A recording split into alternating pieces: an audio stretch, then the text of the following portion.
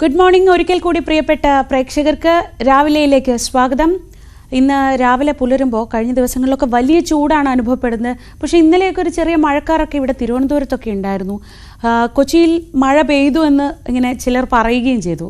ഇന്ന് ഒറ്റപ്പെട്ട സ്ഥലങ്ങളിൽ നല്ല ശക്തമായി തന്നെ മഴ പെയ്യാൻ സാധ്യതയുണ്ട്. ഈ ചൂടിനൊക്കെ ഒരു ശമനമാകുമെന്ന് നമുക്ക് പ്രതീക്ഷിക്കാം.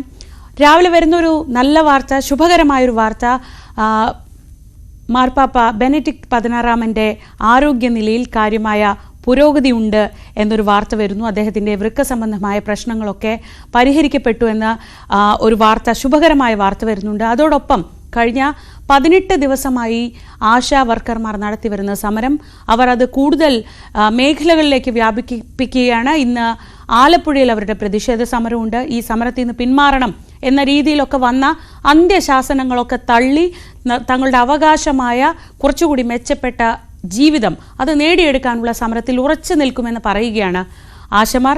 അങ്ങനെ വാർത്തകൾ കൊണ്ട് സമ്പന്നമായ ഒരു പ്രഭാതം തുടങ്ങുകയാണ്. നമുക്ക് ആദ്യം തലക്കെട്ടുകൾ നോക്കാം.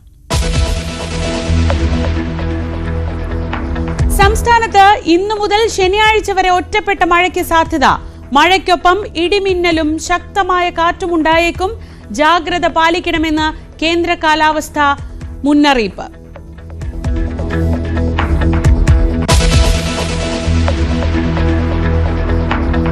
തലസ്ഥാനത്തിന് പുറമെ ഇന്ന് ആലപ്പുഴയിലും ആശമാരുടെ സമരം. ജോലിയിൽ തിരികെ കയറാനുള്ള നിർദ്ദേശം തള്ളി സമരക്കാർ.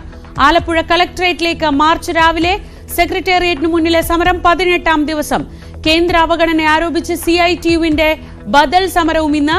കോഴിക്കോട് പാസ്പോർട്ട് ഓഫീസിലേക്ക് മാർച്ച്.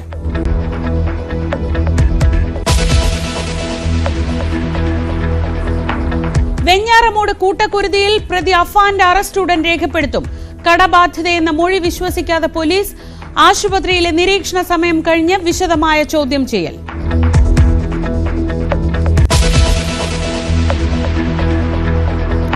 തരൂർ വിവാദത്തിനിടെ കൊച്ചിയിൽ ഇന്ന് UDF ഏകോപന സമിതി യോഗം.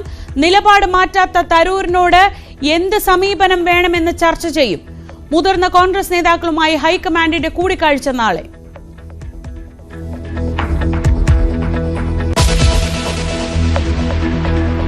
PC ജോർജ് പുറത്തിറങ്ങുന്ന കാര്യത്തിൽ തീരുമാനം ഇന്ന്. ജാമ്യാപേക്ഷയിൽ ഈരാറ്റുപേട്ട കോടതി വിധി പറയും. അപേക്ഷ തള്ളിയാൽ ഇന്ന് തന്നെ മേൽക്കോടതിയെ സമീപിക്കാൻ നീക്കം.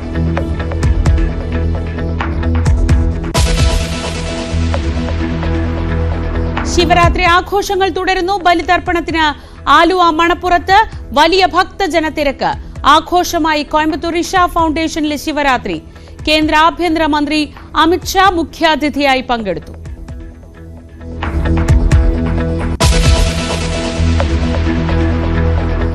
അഞ്ചാം അമൃത സ്നാനത്തോടെ മഹാകുംഭമേളയ്ക്ക് സമാപനം. പങ്കെടുത്തവരോടും പ്രയാഗ്രാജ് ജനതയോടും നന്ദി പറഞ്ഞ UP മുഖ്യമന്ത്രി യോഗി ആദിത്യനാഥ്. പ്രയാഗ്രാജിന് മുന്നിൽ കുംഭമേളയുടെ ഭാഗമായ തൊഴിലാളികളെ ആദരിക്കാൻ യോഗി പ്രയാഗ്രാജിൽ.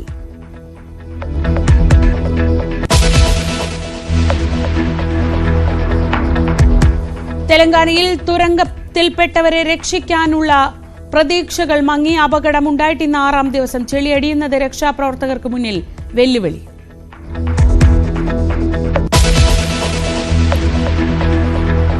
രഞ്ജി ട്രോഫി ഫൈനലിൽ കേരളത്തിനെതിരെ വിദർഭ മികച്ച നിലയിൽ. ഇന്നലെ കളി നിർത്തുമ്പോൾ 4 വിക്കറ്റ് നഷ്ടത്തിൽ 254 റൺസ്. ഡാനിഷ് മലേവാറിന് സെഞ്ചുറി.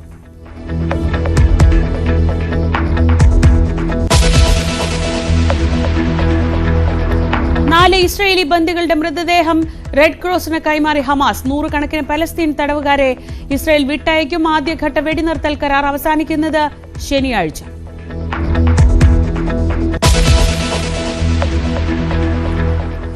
കഴിഞ്ഞ 18 ദിവസമായി നമ്മുടെ ആരോഗ്യരംഗത്തിന്റെ നട്ടെല്ലായ ആശാ വർക്കർമാർ സെക്രട്ടേറിയറ്റിനു മുന്നിൽ സമരം തുടരുകയാണ്. ഇപ്പോഴും അവരുടെ പ്രശ്നങ്ങളിൽ ഒരു ഒത്തുതീർപ്പാവുന്നില്ല. സമരം അവസാനിപ്പിച്ച് ജോലിയിൽ പ്രവേശിക്കണം എന്ന NHM നിർദ്ദേശം ഉണ്ടെങ്കിലും സമരക്കാർ ഇതുവരെ അത് പാലിക്കാൻ കൂട്ടാക്കിയിട്ടില്ല. സമരം പൊളിക്കാൻ സർക്കാർ ശ്രമിക്കുന്നു എന്ന ആരോപണം കൂടുതൽ ശക്തമാക്കുകയും ചെയ്യുന്നു. VV വിനോദ് വിവരങ്ങളുമായി. വിനോദ്, ഇന്ന് 18ാം ദിവസത്തിലേക്ക് കടക്കുമ്പോൾ കൂടുതൽ മേഖലകളിലേക്ക് സമരം വ്യാപിപ്പിക്കാനാണ് ആശാ വർക്കർമാർ ശ്രമിക്കുന്നത്. പക്ഷേ ഇതിനിടയിൽ ഈ CPM നേതാക്കളുടെ ഭാഗത്തു നിന്നുള്ള അധിക്ഷേപങ്ങൾ തുടർന്നുകൊണ്ടേയിരിക്കുന്നു. പല കണക്കുകൾ അവർ പറയുന്നുണ്ട്. പക്ഷേ ആത്യന്തികമായി ഇവരുടെ ജീവിതം മെച്ചപ്പെടുത്താൻ എന്ത് ചെയ്യാൻ കഴിയും ഇടത് സർക്കാരിന് എന്ന രീതിയിൽ ഒരു ചിന്തയൊട്ട് ഉണ്ടാവുന്നുമില്ല. കോൺഗ്രസ് സമരം ഏറ്റെടുക്കുന്നൊക്കെ ഉണ്ട്. പക്ഷേ ആശാ വർക്കർമാർ ഇത് രാഷ്ട്രീയമില്ലാത്ത സമരമാണ് എന്ന നിലപാടിൽ തന്നെ ഉറച്ചു നിൽക്കുകയാണോ? എങ്ങനെ മുന്നോട്ട് പോകാൻ? ഇന്നിപ്പോൾ ആലപ്പുഴയിലൊക്കെ സമരം നടക്കുന്നുണ്ടല്ലോ. ഏത് രീതിയിൽ മുന്നോട്ട് പോകാനാണ് ഈ 18ാം ദിവസം അവർ തീരുമാനിക്കുന്നത്?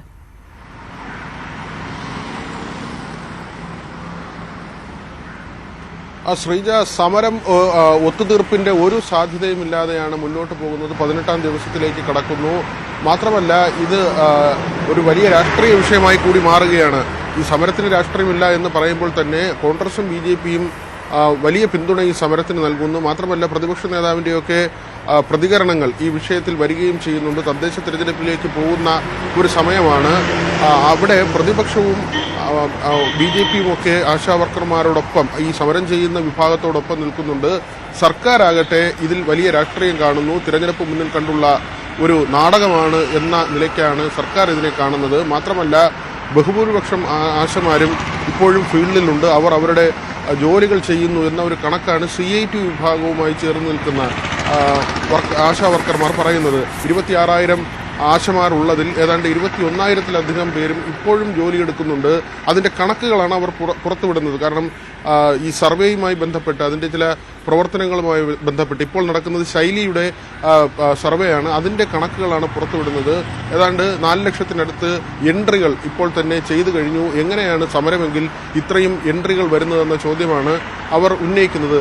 പക്ഷെ മറുവശത്ത് ഒരു മാനുഷിക വശത്തോടുകൂടി ഇവരുടെ പ്രശ്നം പരിഹരിക്കണം. സമരം ചെയ്യുന്ന ആളുകൾ ഉന്നയിക്കുന്നത് ന്യായമായ കാര്യമാണ്. അത് പരിഹരിക്കണമെന്ന ഒരു വാദം ഒരു ഭാഗത്ത് ഉണ്ട്. അവരുടെ ഓണറേറിയം തടസ്സപ്പെട്ട് നിൽക്കുന്നുണ്ട്. അത് കുടിശ്ശികയുണ്ട്. അതിനപ്പുറത്തേക്ക് ഇൻസെൻറ്റീവിൻ്റെ കാര്യത്തിൽ ഉള്ള കുടിശ്ശിക 3 മാസത്തോളം ഉള്ള കുടിശ്ശികയുണ്ട്. ഓണറേറിയം വർദ്ധിപ്പിക്കണം, 21,000 രൂപയാക്കി ഉയർത്തണമെന്ന ആവശ്യം. പെൻഷൻ ആനുകൂല്യമായി 5 ലക്ഷം രൂപ നൽകണമെന്ന ആവശ്യം. ഇതെല്ലാം തന്നെയാണ് ഈ ആശാ വർക്കർമാർ ഉന്നയിക്കുന്നത്. പക്ഷേ സർക്കാർ അവിടെ എടുക്കുന്നൊരു നിലപാട് മറ്റ് സംസ്ഥാനങ്ങളെ അപേക്ഷിച്ച് സേവന വേതന വ്യവസ്ഥകളുള്ളത്, കൂടുതലുള്ളത്, മെച്ചപ്പെട്ട നിലയിലുള്ളത് കേരളത്തിലാണ്. അതിൻ്റെ കണക്കുകളും പുറത്തുവിടുന്നുണ്ട്. മാത്രമല്ല, ആശമാരെ ഇതുവരെ ഒരു ഒരു സർക്കാരിൻ്റെ ഭാഗമായി പ്രവർത്തിക്കുന്ന ജീവനക്കാർ ആ നിലയ്ക്കുള്ള ഒരു പ്രഖ്യാപനം ഉണ്ടായിട്ടില്ല. പ്രത്യേകിച്ച് ഇത് കേന്ദ്രത്തിൻ്റെ ഭാഗമായുള്ളൊരു സ്കീമാണ്. അത് കേന്ദ്ര സർക്കാരാണ് അക്കാര്യത്തിലൊരു തീരുമാനമെടുക്കേണ്ടത്. ഇത് അല്ലാതെ ഈ നമ്മൾ പൊതുപ്രവർത്തനം എന്നുള്ള നിലയിലൊക്കെ വരുന്ന ഒരു കാറ്റഗറി, ആ നിലയ്ക്കുള്ള ഒരു ജീവകാരുണ്യ പ്രവർത്തനം, പാലിയേറ്റീവ് എന്നൊക്കെ വരുന്ന തരത്തിലുള്ള സ്വഭാവത്തിൽ നിൽക്കുന്ന ഒരു ജോലിയാണ്. അതുകൊണ്ട് തന്നെ ഇവർക്കൊരു പേറോളോ അല്ലെങ്കിൽ കൂടുതൽ ആനുകൂല്യങ്ങളോ ഒക്കെ വരണമെങ്കിൽ കേന്ദ്ര സർക്കാരാണ് അതിൽ തീരുമാനമെടുക്കേണ്ടത്. കേന്ദ്രത്തിനെതിരെയാണ് സമരം ചെയ്യേണ്ടത്. അങ്ങനെ ഒരു സമരം ചെയ്താൽ തങ്ങളും അതിൻ്റെ ഭാഗമാകാം എന്ന് ആരോഗ്യമന്ത്രി അടക്കം പറയുന്നുണ്ട്. പാർലമെന്റിന് മുന്നിൽ ഒരു സമരം സംഘടിപ്പിച്ചാൽ, ഡൽഹിയിൽ ഒരു സമരം സംഘടിപ്പിച്ചാൽ മന്ത്രി അടക്കം അവിടെ വന്ന് ഈ സമരത്തിന്റെ ഭാഗമാകാം എന്ന കാര്യം പറയുന്നുണ്ട്. മാത്രമല്ല, ഇപ്പോൾ സെക്രട്ടേറിയറ്റിന് മുന്നിൽ നടക്കുന്ന സമരത്തിനെതിരെ ഒരു ബദൽ സമരവുമായി രംഗത്ത് വരാനും CIT വിഭാഗം ആലോചിക്കുന്നുണ്ട്. കേന്ദ്ര സർക്കാർ സ്ഥാപനങ്ങൾക്ക് മുന്നിൽ സമരം നടത്താനാണ് അവരുടെ ആലോചന. പക്ഷേ ഇവിടെ ചില പ്രശ്നങ്ങൾ ഉണ്ടാകുന്നത് നേതാക്കളുടെ പരാമർശങ്ങളാണ്. പ്രത്യേകിച്ച് ഇളവരം കരീം കഴിഞ്ഞ ദിവസങ്ങളിലായി നടത്തുന്ന ചില പ്രസ്താവനകൾ, അതിനെ ചുറ്റിപ്പറ്റിയുള്ള വാദപ്രതിവാദങ്ങളാണ് നടക്കുന്നത്. അദ്ദേഹം ആദ്യം പറഞ്ഞത് പെൺപിള്ളെ ഒരുമൈ സമരം നടത്തിയതുപോലെ അങ്ങനെ ആസൂത്രിതമായി കൊണ്ടുവരുന്ന ഒരു സമരമാണ്, ഈർക്കിലി സംഘടനയാണ് അവരുടെ സമരം എന്ന കഴിഞ്ഞ ദിവസത്തെ പരാമർശം. ഇതിൽ തിരക്കഥയാണ്, നാടകമാണ് എന്നൊക്കെയുള്ള തരത്തിലുള്ള ചില പരാമർശങ്ങൾ ഉണ്ടാകുന്നത് അത് സ്വാഭാവികമായും സമരക്കാരെ പ്രകോപിപ്പിക്കുന്നുണ്ട്.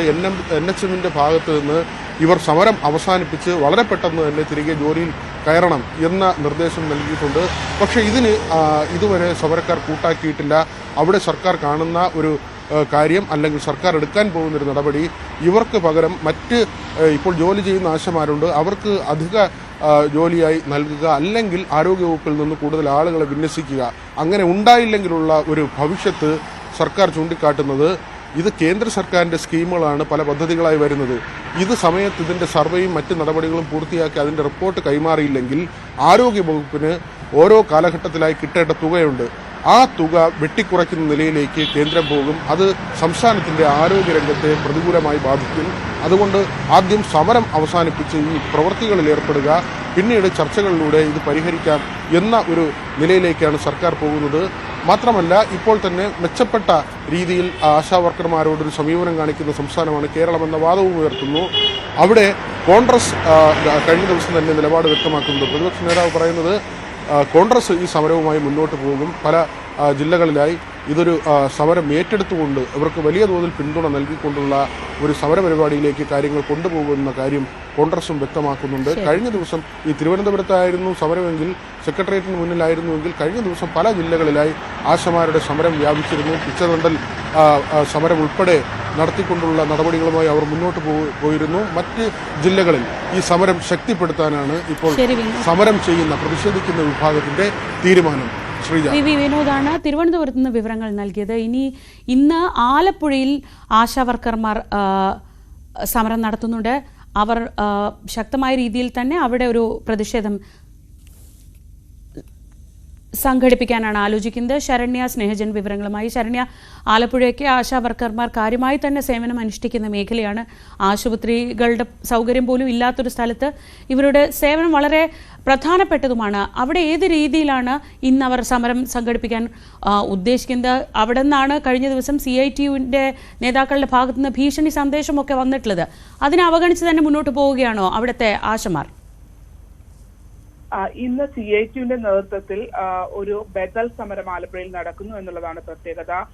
കഴിഞ്ഞ ദിവസം CITUവിന്റെ നേതാക്കന്മാരടക്കം ഈ ആശാ പ്രവർത്തകരോട് ഈ നിലവിൽ നടക്കുന്ന സ്വതന്ത്ര സംഘടനയുടെ ഇന്ന് നടക്കുന്ന കളക്ടറേറ്റ് മാർച്ചിൽ പങ്കെടുക്കരുത്, മറിച്ച് ഇന്ന് ആലപ്പുഴ പാസ്പോർട്ട് ഓഫീസിന് മുന്നിൽ സംഘടിപ്പിക്കുന്ന CITUവിന്റെ നേതൃത്വത്തിൽ സംഘടിപ്പിക്കുന്ന ആശാപ്രവർത്തകരുടെ യോഗത്തിൽ പങ്കെടുക്കണമെന്നുള്ള അഭ്യർത്ഥന അടക്കം പുറത്തു വന്നിരുന്നു. അത്തരം ആരോപണങ്ങളൊക്കെ നിലനിൽക്കുമ്പോഴാണ് ഇന്ന് ആശാപ്രവർത്തകരുടെ കളക്ടറേറ്റ് മാർച്ച് നടക്കുന്ന സമയത്ത് തന്നെ അതിന് ബദലായി CITUവിന്റെ നേതൃത്വത്തിൽ ആലപ്പുഴയിൽ മറ്റൊരു യോഗം കൂടി വിളിച്ചു ചേർത്തിരിക്കുന്നത്.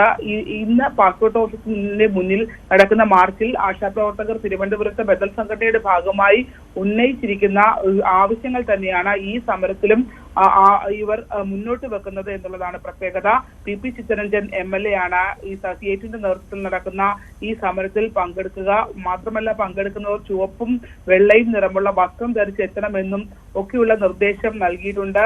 ഒപ്പം തന്നെ 200 മീറ്റർ അകലത്തിലാകും ഓരോ സമരം. അതായത് അത് ആണ് പ്രത്യേകത. കാരണം കളക്ടറേറ്റിന് തൊട്ടടുത്ത് തന്നെയാണ് പാസ്പോർട്ട് ഓഫീസും പ്രവർത്തിക്കുന്നത്. അതായത് 200 മീറ്റർ വ്യത്യാസത്തിൽ ആശാ പ്രവർത്തകരുടെ ഒരേ വിഷയങ്ങൾ ഉന്നയിച്ച് ബദൽ സംഘടനയും CITUവിന്റെ നേതൃത്വത്തിലുള്ള സംഘടനയും സമരം നടത്തുന്നു എന്നുള്ള പ്രത്യേകത. ശരണ്യ, മറ്റൊരു തരത്തിൽ പറഞ്ഞാൽ ഇവർക്കിടയിൽ ഒരു ഭിന്നതയുണ്ടാക്കി ഈ സമരത്തെ ഒരു രീതിയിൽ ദുർബലപ്പെടുത്തുക എന്നൊരു ലക്ഷ്യം കൂടി ഇതിലൂടെ CITU സാധ്യമാക്കും. ഇത്ര അടുത്ത് രണ്ട് സ്ഥലങ്ങളിലേക്ക് ഒരേ വിഭാഗത്തിൽപ്പെട്ട രണ്ട് കൂട്ടം ആളുകൾ സമരം നടത്തുമ്പോൾ അല്ലേ?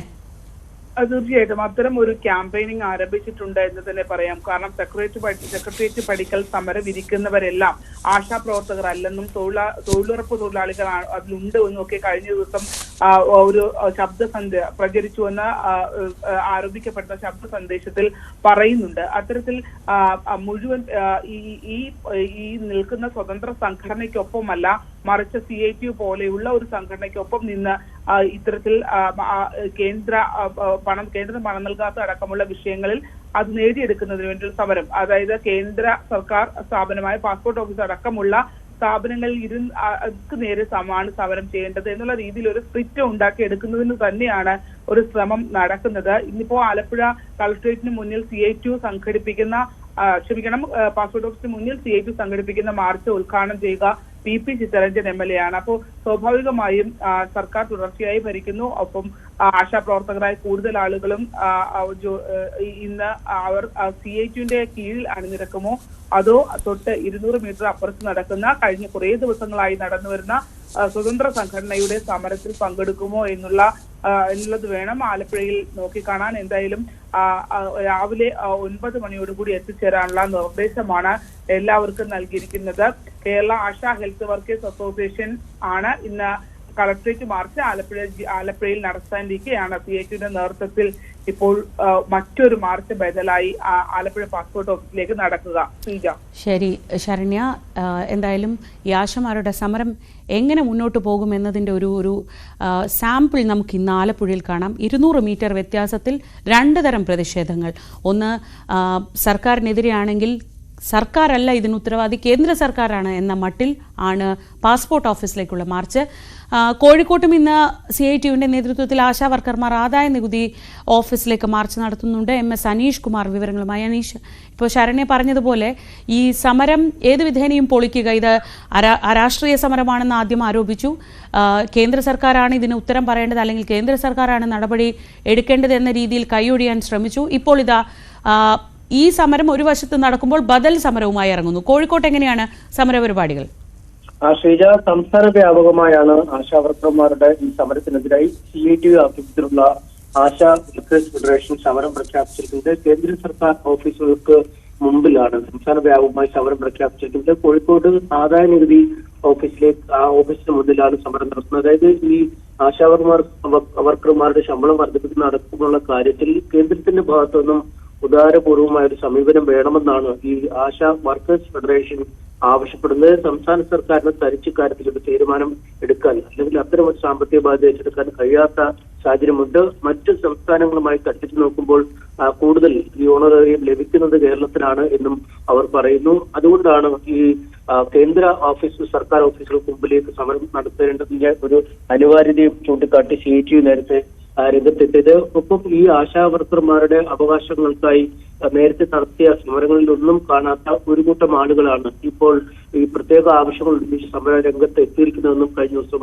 CITU പറഞ്ഞിരുന്നു. എന്തായാലും ഇതിന്റെ ഒരു തുടർച്ച എന്ന വണ്ണമാണ് ആദായ നികുതി ഓഫീസുകൾക്ക് അല്ലെങ്കിൽ കേന്ദ്ര സർക്കാർ ഓഫീസുകൾക്ക് മുന്നിൽ ഇന്ന് സമരം നടത്തുന്നത്. ഏപ്രിൽ 26-ന് പാർലമെന്റ് മുന്നിൽ സമരം നടത്താനൊരു തീരുമാനവും പ്രഖ്യാപിച്ചിട്ടുണ്ട്. അതായത് ഒരു തുടർ സമരം എന്ന രീതിയിൽ ഇന്ന് നടക്കുന്ന സമരത്തിന് പിന്നാലെ പല തരത്തിലുള്ള ക്യാമ്പയിനുകൾ നടത്തും. ഇതിനുശേഷമാണ് ഏപ്രിൽ 28-ന് പാർലമെന്റ് മുമ്പിൽ സമരവുമായി നീങ്ങാൻ CITU നേതൃത്വം നൽകുന്ന ആശാ വർക്കേഴ്സ് ഫെഡറേഷൻ തീരുമാനിച്ചിരിക്കുന്നത്. MS അനീഷ് കുമാറാണ് വിവരങ്ങൾ നൽകിയത് കോഴിക്കോട് ആദായ നികുതി ഓഫീസിലേക്കാണ് ഇന്ന് CITUവിൻ്റെ നേതൃത്വത്തിൽ ആശമാരുടെ ബദൽ സമരം സംഘടിപ്പിച്ചിരിക്കുന്നത്. ഇനി വെഞ്ഞാറമൂട് കൂട്ടക്കൊലപാതക കേസിന്റെ വാർത്തകളിലേക്ക് വന്നാൽ, പ്രതി അഫാന്റെ അറസ്റ്റ് വൈകാതെ തന്നെ രേഖപ്പെടുത്താൻ പോലീസ് ആലോചിക്കുന്നു. ഡോക്ടർമാർ നിർദ്ദേശിച്ച 72 മണിക്കൂറിന്റെ നിരീക്ഷണ സമയം കഴിയുന്ന മുറയ്ക്കാവും അറസ്റ്റ്. പിന്നീട് വിശദമായി ചോദ്യം ചെയ്യാനാണ് അന്വേഷണ സംഘം തീരുമാനിച്ചിട്ടുള്ളത്. VV വിനോദ് വിവരങ്ങൾ നൽകും. വിനോദ്, ഈ അഫാന്റെ മാനസിക നില സ്റ്റേബിൾ ആണോ എന്നറിയണമായിരുന്നു. പിന്നെ വിഷം കഴിച്ചിട്ടുണ്ട് എന്ന് പറഞ്ഞിരുന്നത് ആ ആരോഗ്യനിലയെ സംബന്ധിച്ച സംശയങ്ങളുണ്ടായിരുന്നു. എന്തായാലും ഏതാണ്ട് ഈ 72 മണിക്കൂർ സമയം വെയിറ്റ് ചെയ്തതിന് ശേഷം കൃത്യമായ ഒരു ചോദ്യം ചെയ്യലിലേക്ക് പോകാനാണോ പോലീസ് ആലോചിക്കുന്നത്? ഒപ്പം അഫാന്റെ ഉമ്മ ഷെമിയുടെ ആരോഗ്യനില ഇന്ന് മെച്ചപ്പെട്ടു എന്ന റിപ്പോർട്ടുകളുള്ള സാഹചര്യത്തിൽ ഡോക്ടർമാർ മൊഴിയെടുക്കാൻ കുഴപ്പമില്ല എന്ന് പറയുകയാണെങ്കിൽ ഇന്ന് നിർണായകമായ വിവരങ്ങൾ ഷെമിയിൽ നിന്നും ലഭിക്കുമോ? എങ്ങനെയാണ് കേസിന്റെ അന്വേഷണം ഇപ്പോൾ പോകുന്നത്?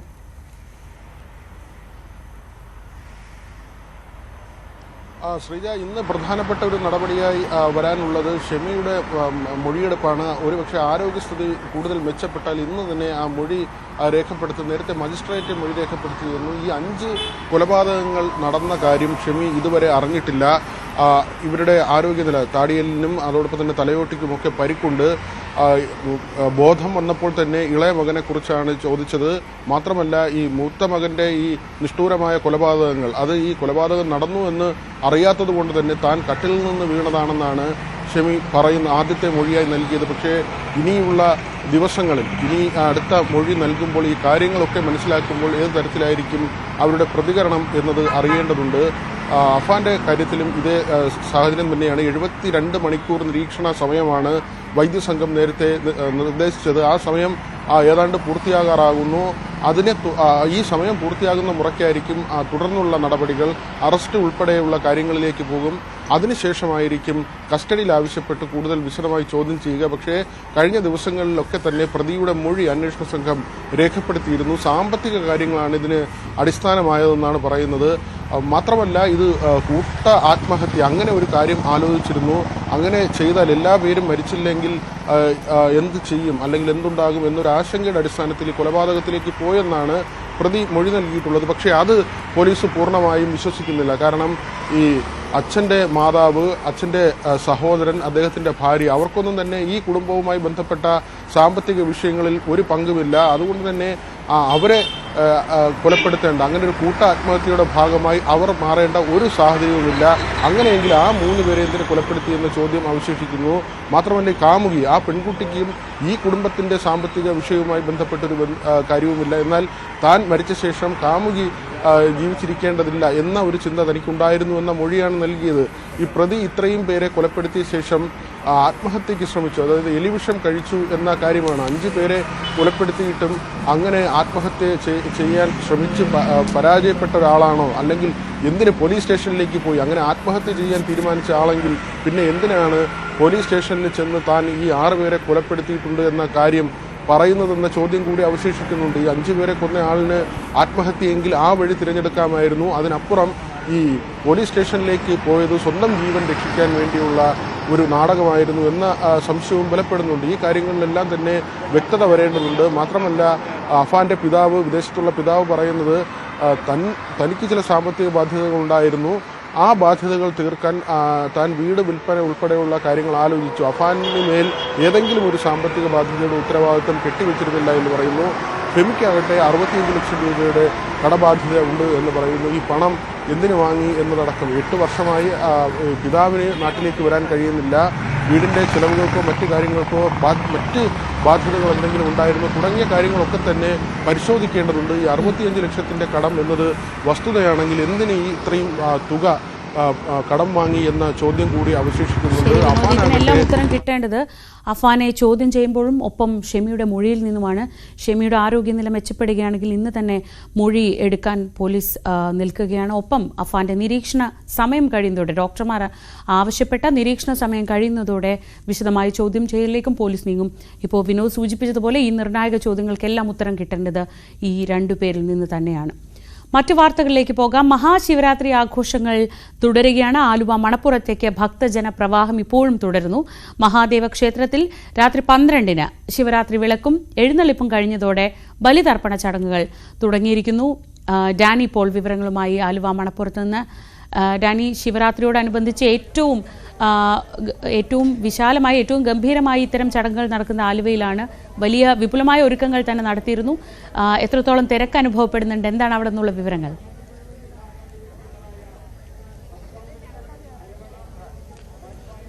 ശ്രീജ, ഇന്നലെ നമ്മൾ രാവിലെ ഇവിടേക്ക് എത്തുമ്പോൾ ചെറിയ രീതിയിലുള്ള ഒരു തിരക്കിലേക്ക് കടന്നിരുന്നു. വൈകുന്നേരത്തേക്ക് ആകുമ്പോഴേക്കും അത് തുടർച്ചയാകുന്ന രീതിയിലേക്ക് വന്നു. ഇന്നലെ അർദ്ധരാത്രിയോടുകൂടി ആ ശിവരാത്രി അതിൻ്റെ ഒരു ചൈതന്യത്തിലേക്ക്, ആളുകളുടെ ഇവിടേക്ക് വരുന്ന ഒരു തിരക്കിലേക്കും കാര്യങ്ങളിലേക്കും എല്ലാം തന്നെ എത്തുകയും ചെയ്തിരുന്നു. ഇപ്പോഴും ആ ഒരു തിരക്ക് തുടരുന്നു എന്നതാണ്.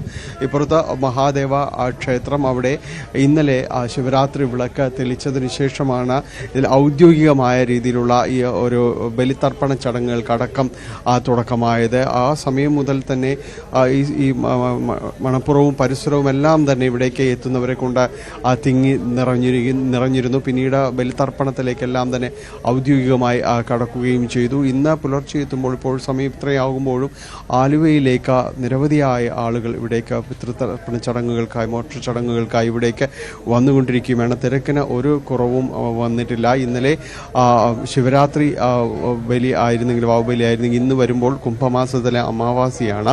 അപ്പോൾ ആ ദിവസത്തിൻ്റെ പ്രത്യേകതകൾ കൂടി കണക്കിലെടുത്തുകൊണ്ട് ഇന്ന് ഉച്ചവരെയും ഈ പിതൃമോക്ഷ ചടങ്ങുകൾ ഇവിടെ നടത്താം. അതിനുള്ള ക്രമീകരണങ്ങൾ ചെയ്തിട്ടുണ്ട്. ഏതാണ്ട് 116 തറകൾ ആണ്, ബലിത്തറകളാണ് ഇവിടെ തിരുവിതാംകൂർ ദേവസ്വം ബോർഡിന്റെ നേതൃത്വത്തിൽ ഒരുക്കിയിരിക്കുന്നത്. 300-ലധികം കർമ്മികൾ ഇതിൽ നേതൃത്വം നൽകുകയും ചെയ്യുന്നുണ്ട്. ഇങ്ങനെ ചടങ്ങുകളെല്ലാം തന്നെ വളരെ വിപുലമായി തന്നെ മുന്നോട്ട് പോകുന്നുണ്ട്. ഗ്രീൻ പ്രോട്ടോകോൾ പ്രകാരമാണ് ശിവരാത്രി ആഘോഷങ്ങൾ, മറ്റു ചടങ്ങുകൾ ഇതെല്ലാം തന്നെ സംഘടിപ്പിച്ചിരിക്കുകയും ചെയ്യുന്നത്. ആലുവ മണപ്പുറത്തേക്ക് ഈ ദിവസങ്ങളിൽ ശിവരാത്രി ആഘോഷങ്ങളിൽ പങ്കെടുത്തുകൊണ്ട് പിതൃമോക്ഷ ചടങ്ങുകൾ ചെയ്യുക, അത് വളരെ സവിശേഷമായി വളരെ പരിപാവനമായി കരുതുന്ന ഒന്നാണ്. ആ വിശ്വാസത്തോടു കൂടി തന്നെയാണ് സംസ്ഥാനത്തിൻ്റെ വിവിധ ഭാഗങ്ങളിൽ നിന്നായി നിരവധി പേർ ഇവിടേക്ക് വരികയും ഈ മോക്ഷ ചടങ്ങുകളിലെല്ലാം തന്നെ പങ്കെടുക്കുകയും മടങ്ങുകയും ചെയ്യുന്നത്. ഏതാണ്ട് 7 ലക്ഷത്തോളം പേർ 2 ദിവസം കൊണ്ട് ഇവിടെ, അതായത് ഇന്നലെയും ഇന്നുമായി, ഇന്നലെ തുടങ്ങുന്ന ആ തിരക്ക്, അത് ഇപ്പോഴും ഇന്ന് ഉച്ചവരെയും നീളുന്ന ആ തിരക്കിലേക്കെല്ലാം തന്നെ ഏതാണ്ട് 7 ലക്ഷത്തോളം പേർ ഇതിൽ പങ്കാളികളാകും എന്നതാണ് കണക്ക് കൂട്ടുന്നത്. അത്രത്തോളം തിരക്ക് ഈ സമയങ്ങളിൽ വന്നു പോകുന്നുണ്ട്. അതുകൊണ്ട് തന്നെ ഈ തിരക്ക് കണക്കിലെടുത്തുകൊണ്ട് തന്നെ അതിനുവേണ്ടിയുള്ളൊരു ക്രമീകരണങ്ങൾ, ഇവിടെ വന്നു പോകുന്നതിനടക്കമുള്ള ഒരു ക്രമീകരണങ്ങളടക്കം ഇവിടെ ഏർപ്പെടുത്തുകയും ചെയ്തിട്ടുണ്ട്. ഇവിടേക്ക് പ്രത്യേക ദക്ഷിണ റെയിൽവേയുടെ പ്രത്യേക ഒരു സർവീസുകൾ കൂടുതലായിട്ട് ആലുവയിൽ അനുവദിച്ചിട്ടുണ്ട്. സ്റ്റോപ്പുകളടക്കമുള്ള കാര്യങ്ങൾ അനുവദിച്ചിട്ടുണ്ട്. ഒപ്പം മെട്രോ റെയിലിൻ്റെ അധിക സർവീസുകൾ നടത്തുന്നു. കൂടുതൽ പേർക്ക് അതിൽ പങ്കെടുക്കാൻ ആലുവയിലേക്ക് എളുപ്പത്തിൽ എത്തുന്നതിനെല്ലാം തന്നെ സാധിക്കുന്നു. KSRTCയും കൂടുതൽ സർവീസുകൾ നടത്തുന്നുണ്ട്. ഒപ്പം സുരക്ഷാ ക്രമീകരണങ്ങളും അടക്കം കാര്യങ്ങൾ എടുത്തു പറയേണ്ടതാണ്. കാരണം ഏതാണ്ട് 15ഓളം ഡിവൈഎസ്പിമാരുടെ നേതൃത്വത്തിൽ 1500-ലധികം പോലീസിനെയാണ് അവിടെ വിന്യസിച്ചിട്ടുള്ളത്. അങ്ങനെ ക്രമീകരണങ്ങളെല്ലാം ഒരുക്കുന്നു. നമ്മൾ ഈ സ്നാനപ്പടവുകളിലേക്കെല്ലാം തന്നെ വരുമ്പോൾ വളരെ സുരക്ഷയോടുകൂടി തന്നെ, ചിട്ടയോടുകൂടി തന്നെ കാര്യങ്ങൾ ക്രമീകരിക്കുന്നു. പ്രത്യേകം അവിടേക്ക് ഒരു ദൂരം നിഷ്കർഷിച്ചിട്ടുണ്ട്, അതിനപ്പുറത്തേക്ക് പോകരുത് സുരക്ഷാ ക്രമീകരണങ്ങളുടെ ഭാഗമായി എന്ന് പറഞ്ഞിട്ടുണ്ട്. അഗ്നിരക്ഷാസേന, അതോടൊപ്പം തന്നെ പോലീസ്, നേവിയുടെ മുങ്ങൽ വിദഗ്ധർ എന്നിവരടക്കം ഈ ഭാഗങ്ങളിലെല്ലാം തന്നെ അവർ റോന്തു ചുറ്റുകയും ചെയ്യുന്നു. വലിയ സുരക്ഷാ ക്രമീകരണങ്ങളും കാര്യങ്ങളും എല്ലാം തന്നെ നടത്തുന്നു എന്നതാണ്. രാവിലെ മുതൽ ഇന്ന് പുലർച്ചയോടുകൂടി തിരക്ക് വളരെയധികം തന്നെ കൂടുകയും ചെയ്തിരുന്നു. ഇപ്പോഴും ആ ഒരു തിരക്കിലേക്കും എല്ലാം തന്നെ കാര്യങ്ങൾ ഇപ്പോഴും ആ രീതിയിൽ തന്നെയാണ് നിൽക്കുന്നത്. ഏതായാലും ഇന്ന് ഉച്ചവരെ നീളുന്ന ഈ ഒരു മോക്ഷ ചടങ്ങുകൾക്ക് വേണ്ടിയുള്ള ഇത്തരം ഈ ചടങ്ങുകളിലേക്ക് ഇനിയും ആളുകൾ ഇവിടേക്ക് എത്തും. ഉച്ചവരെയും ഈ തിരക്ക് ഇതേ രീതിയിൽ തന്നെ തുടരുമെന്ന് തന്നെയാണ് ദേവസ്വം ബോർഡ് അധികൃതർ പറയുന്നത്. തിരുവിതാംകൂർ ദേവസ്വം ബോർഡിൻ്റെ ഭാഗമായിട്ട് വലിയ രീതിയിലുള്ള ക്രമീകരണങ്ങൾ, ഈ ഉത്സവ ആഘോഷങ്ങളും അതിൻ്റെ എല്ലാം തന്നെ ഭാഗമായിട്ട് ചെയ്തിട്ടുണ്ട്. എന്തായാലും ഇവിടേക്ക് എത്തുന്നവർ ഓരോ സമയവും അത് ഇവിടേക്ക് ആളുകളുടെ ഒരു എണ്ണം അത് കൂടിക്കൊണ്ടിരിക്കുന്നു. ഉച്ചവരെയും ഈ ചടങ്ങുകൾ നീളുമെന്നാണ് അറിയാനായിട്ട് സാധിക്കുന്നത്. ഇതിനുവേണ്ടിയുള്ള ഒരുക്കങ്ങളെല്ലാം തന്നെ പൂർണ്ണതോതിൽ ദിവസങ്ങൾക്ക് മുൻപേ തന്നെ തുടങ്ങിയിരുന്നു. ഇന്നലെ രാവിലെ മുതൽ ഇവിടേക്ക് ആളുകൾ എത്തിത്തുടങ്ങിയിരുന്നു. വൈകുന്നേരമാകുമ്പോഴേക്കും അതൊരു വലിയൊരു ഒഴുക്കായിട്ട് തന്നെ മാറുകയും ചെയ്തു. ശിവരാത്രി ആഘോഷങ്ങൾ ഇന്നലെ അതിൻ്റെ ഒരു നിറവിലേക്ക് എത്തുമ്പോൾ തന്നെ വലിയ രീതിയിലേക്ക് ഇവിടെ ഒരു ജനസമുദ്രം എന്നെല്ലാം പറയാവുന്ന രീതിയിലേക്ക് ആ രാത്രി കാഴ്ചകൾ മാറിയിരുന്നു എന്നതാണ്. ഇപ്പോഴും ചടങ്ങുകൾ തുടരുന്നു. ശ്രീജ. ഡാനി പോളാണ് വിവരങ്ങൾ നൽകിയ. ആലുവ മണപ്പുറത്ത് ശിവരാത്രി ബലിതർപ്പണ ചടങ്ങുകൾ തുടരുകയാണ്. വലിയ തിരക്ക് അനുഭവപ്പെടുന്നുണ്ട്. ആ തിരക്ക് നിയന്ത്രിക്കാൻ ആവശ്യമായ എല്ലാ സൗകര്യങ്ങളും അവിടെ ഏർപ്പെടുത്തിയിട്ടുമുണ്ട്. മറ്റു വാർത്തകളിലേക്ക് പോകാം. ഝാർഖണ്ഡിൽ ലവ് ജിഹാദ് എന്ന ആരോപണത്തെ തുടർന്ന് കേരളത്തിൽ അഭയം തേടിയ ദമ്പതികളെ തേടി വീണ്ടും പോലീസ് ആലപ്പുഴയിലെത്തിയിരിക്കുന്നു. ഗാലിബിനെയും ആശയെയും കള്ളക്കേസിൽ കുടുക്കി തിരികെ കൊണ്ടുപോകാൻ രാജറപ്പ പോലീസ് ഇന്നലെ രാത്രിയും ശ്രമിച്ചു. രാജറപ്പ പോലീസ് രജിസ്റ്റർ ചെയ്ത പുതിയ കിഡ്നാപ്പിംഗ് കേസിന്റെ FIR ന്യൂസ് 18 ലഭിച്ചു. ശരണ്യ സ്നേഹജൻ വിവരങ്ങളുമായി. ശരണ്യ, ഇന്നലെ ഈ വാർത്ത നമ്മൾ ബ്രേക്ക് ചെയ്യുമ്പോൾ ഇത് സത്യത്തിലൊരു ഞെട്ടലായിരുന്നു. മതത്തിന്റെ പേരിൽ മാത്രം 2 യുവാക്കളെ എങ്ങനെയാണ് പോലീസ് പിന്തുടർന്ന് അവരുടെ ജീവിതത്തെ പ്രതിസന്ധിയിലാക്കുന്നതെന്ന്. പക്ഷേ ഇവിടെ പോലീസിന്റെ സംരക്ഷണയിലാണ് അവരുള്ളത് എന്ന കൃത്യമായ ബോധ്യമുണ്ടായിട്ടും വീണ്ടും അവരുടെ ഭാഗത്തു നിന്ന് അത്തരം ഒരു ശ്രമം. ഇപ്പോൾ അവർക്ക് ആശയം മാത്രം മതി എന്നാണോ പറയുന്നത്? ഇന്നലെ രാത്രി എന്താണ് അവിടെ സംഭവിച്ചത്?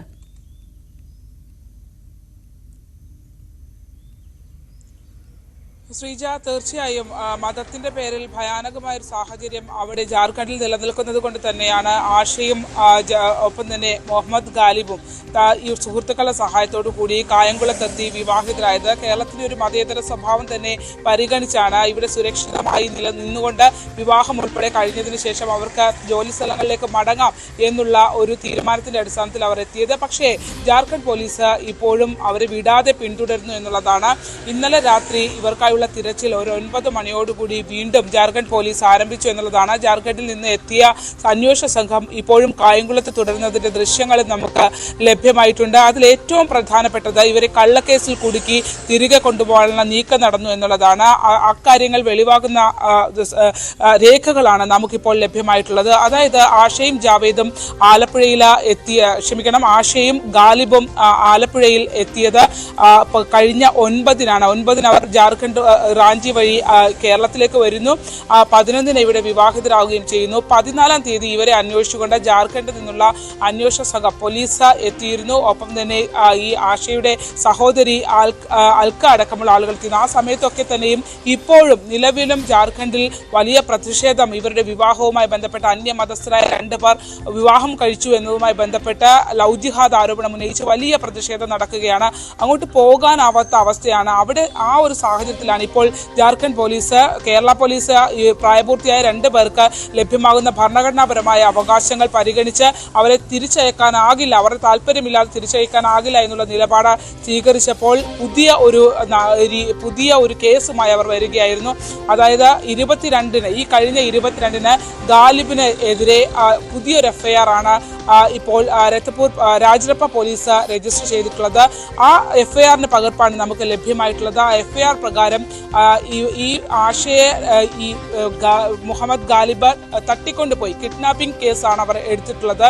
മാത്രമല്ല ഈ കേസ് എടുത്തിട്ടുള്ള ഒരു സാഹചര്യം കൂടി നമ്മൾ പരിശോധിക്കണം. അതായത് ആഷയും ഗാലിബും ഇവിടെ ഉണ്ട് എന്നുള്ളത് ഈ കഴിഞ്ഞ 15-ന് രാജരപ്പ പോലീസ് സ്ഥിരീകരിച്ചിരുന്നു. അവർ ഇവിടെ എത്തി സ്വന്തം ഇഷ്ടപ്രകാരമാണ് ആഷ ഗാലിബിനൊപ്പം ജീവിക്കുന്നതെന്നുള്ള സ്റ്റേറ്റ്മെന്റ് അടക്കം അവർ ഗാലിബിന്റെയും ആഷയുടെയും സ്റ്റേറ്റ്മെന്റ് കായംകുളത്ത് നിന്ന് എടുത്തിരുന്നു. ആ സ്റ്റേറ്റ്മെന്റിന്റെ പകർപ്പുകളും നമ്മൾ പുറത്തുവിടുന്നുണ്ട്. അത്തരത്തിൽ ആ സ്റ്റേറ്റ്മെന്റ് എടുത്ത് ബോധ്യപ്പെട്ടതിന് ശേഷമാണ് ഈ 22-ാം തീയതി 15-ന് ആ സ്റ്റേറ്റ്മെന്റ് രേഖപ്പെടുത്തി കായംകുളം പോലീസ് സ്റ്റേഷനിൽ വെച്ച് അത് ഒപ്പിട്ട ആഷയുടെ കയ്യിൽ നിന്നും ഗാലിബിന്റെ കയ്യിൽ നിന്നും ഇവർ വാങ്ങുന്നു. അത് കായംകുളത്ത് തന്നെയുള്ള അഭിഭാഷകയായ സുഹൃത്തായ ഗയെ കൊണ്ടും അതിനെ സാക്ഷിയായി ഒപ്പിടിക്കുകയും ചെയ്യുന്നു. എന്നിട്ടാണ് 22-ന് ഇവരെ കിഡ്നാപ്പിംഗ് കേസ്, അതായത് ഗാലിബ് ആഷയെ തട്ടിക്കൊണ്ടുപോയി എന്ന് പറഞ്ഞൊരു കിഡ്നാപ്പിംഗ് കേസ് രജിസ്റ്റർ ചെയ്തിട്ടുള്ളതാണ്. അവർ ആരോപിക്കുന്നത് പോലെ തന്നെ ഏത് വിധേനയും കള്ളക്കേസിൽ കുടുക്കുകയാണെങ്കിലും ഇവരെ തിരികെ കൊണ്ടുപോകുക എന്നുള്ളതാണ് നീക്കം. അതിന്റെ ഭാഗമായുള്ള സമ്മർദ്ദം, രാഷ്ട്രീയ സമ്മർദ്ദമടക്കം ഈ പോലീസ് ഉദ്യോഗസ്ഥർക്ക് ഉണ്ട് എന്നുള്ളതാണ് നമുക്ക് അറിയാൻ കഴിയുന്നത്. രാജരപ്പ പോലീസ് ഇപ്പോഴും കായംകുളത്ത് തുടരുന്നു എന്നുള്ളതാണ്. ഇന്നലെ രാത്രിയും ആ തിരച്ചിൽ നടന്നു. ഇപ്പോൾ കള്ളക്കേസിൽ അവരെ കുരുക്കി കൊണ്ടുപോകാനുള്ള നീക്കമാണ് നടക്കുന്നത്. അതിൽ ഏറ്റവും കൗതുകരമായി പറയുന്നത് കേസ് എടുത്തിരിക്കുന്നത് മുഹമ്മദ് ഗാലിബിനെതിരെയാണ്. എന്നാൽ ഗാലിബിനെ അവർക്ക് ആവശ്യമില്ല, അവർക്ക് ആഷയാണ് ആവശ്യം. ആഷയെ കൊണ്ടുപോയാൽ ഗാലിബിനെ ഇവിടെ നിർത്താനാകും എന്നുള്ള വിചിത്രമായ വാദവുമൊക്കെ രാജരപ്പ പോലീസ് മുന്നോട്ട് വയ്ക്കുന്നുണ്ട്. ശരണ്യ, ഇപ്പോൾ ഇവിടെ ഇന്നലെ കായംകുളം പോലീസിന്റെ സംരക്ഷണയിൽ തന്നെയാണ് അവരുള്ളത്. വിട്ടു നൽകാൻ പറ്റില്ല എന്ന കൃത്യമായ നിലപാട് കായംകുളം പോലീസ് എടുത്തിരുന്നു. അവർ ഹൈക്കോടതിയിലേക്ക് സംരക്ഷണം തേടി പോവുകയും ചെയ്തിരുന്നു. ഈ കായംകുളം പോലീസ് ഇപ്പോൾ എടുക്കുന്ന നിലപാട് എന്താണ്? ഇത്തരം ഇതിൻ്റെ ഒരു സ്റ്റേറ്റ് പോലീസ് ചീഫിനെയൊക്കെ വിവരം അറിയിക്കുന്ന തരത്തിലേക്ക് ഇത് പോകുന്നുണ്ടോ? ഇതിൻ്റെ ഒരു ഇന്റൻസിറ്റി കൂടുന്നുണ്ടോ?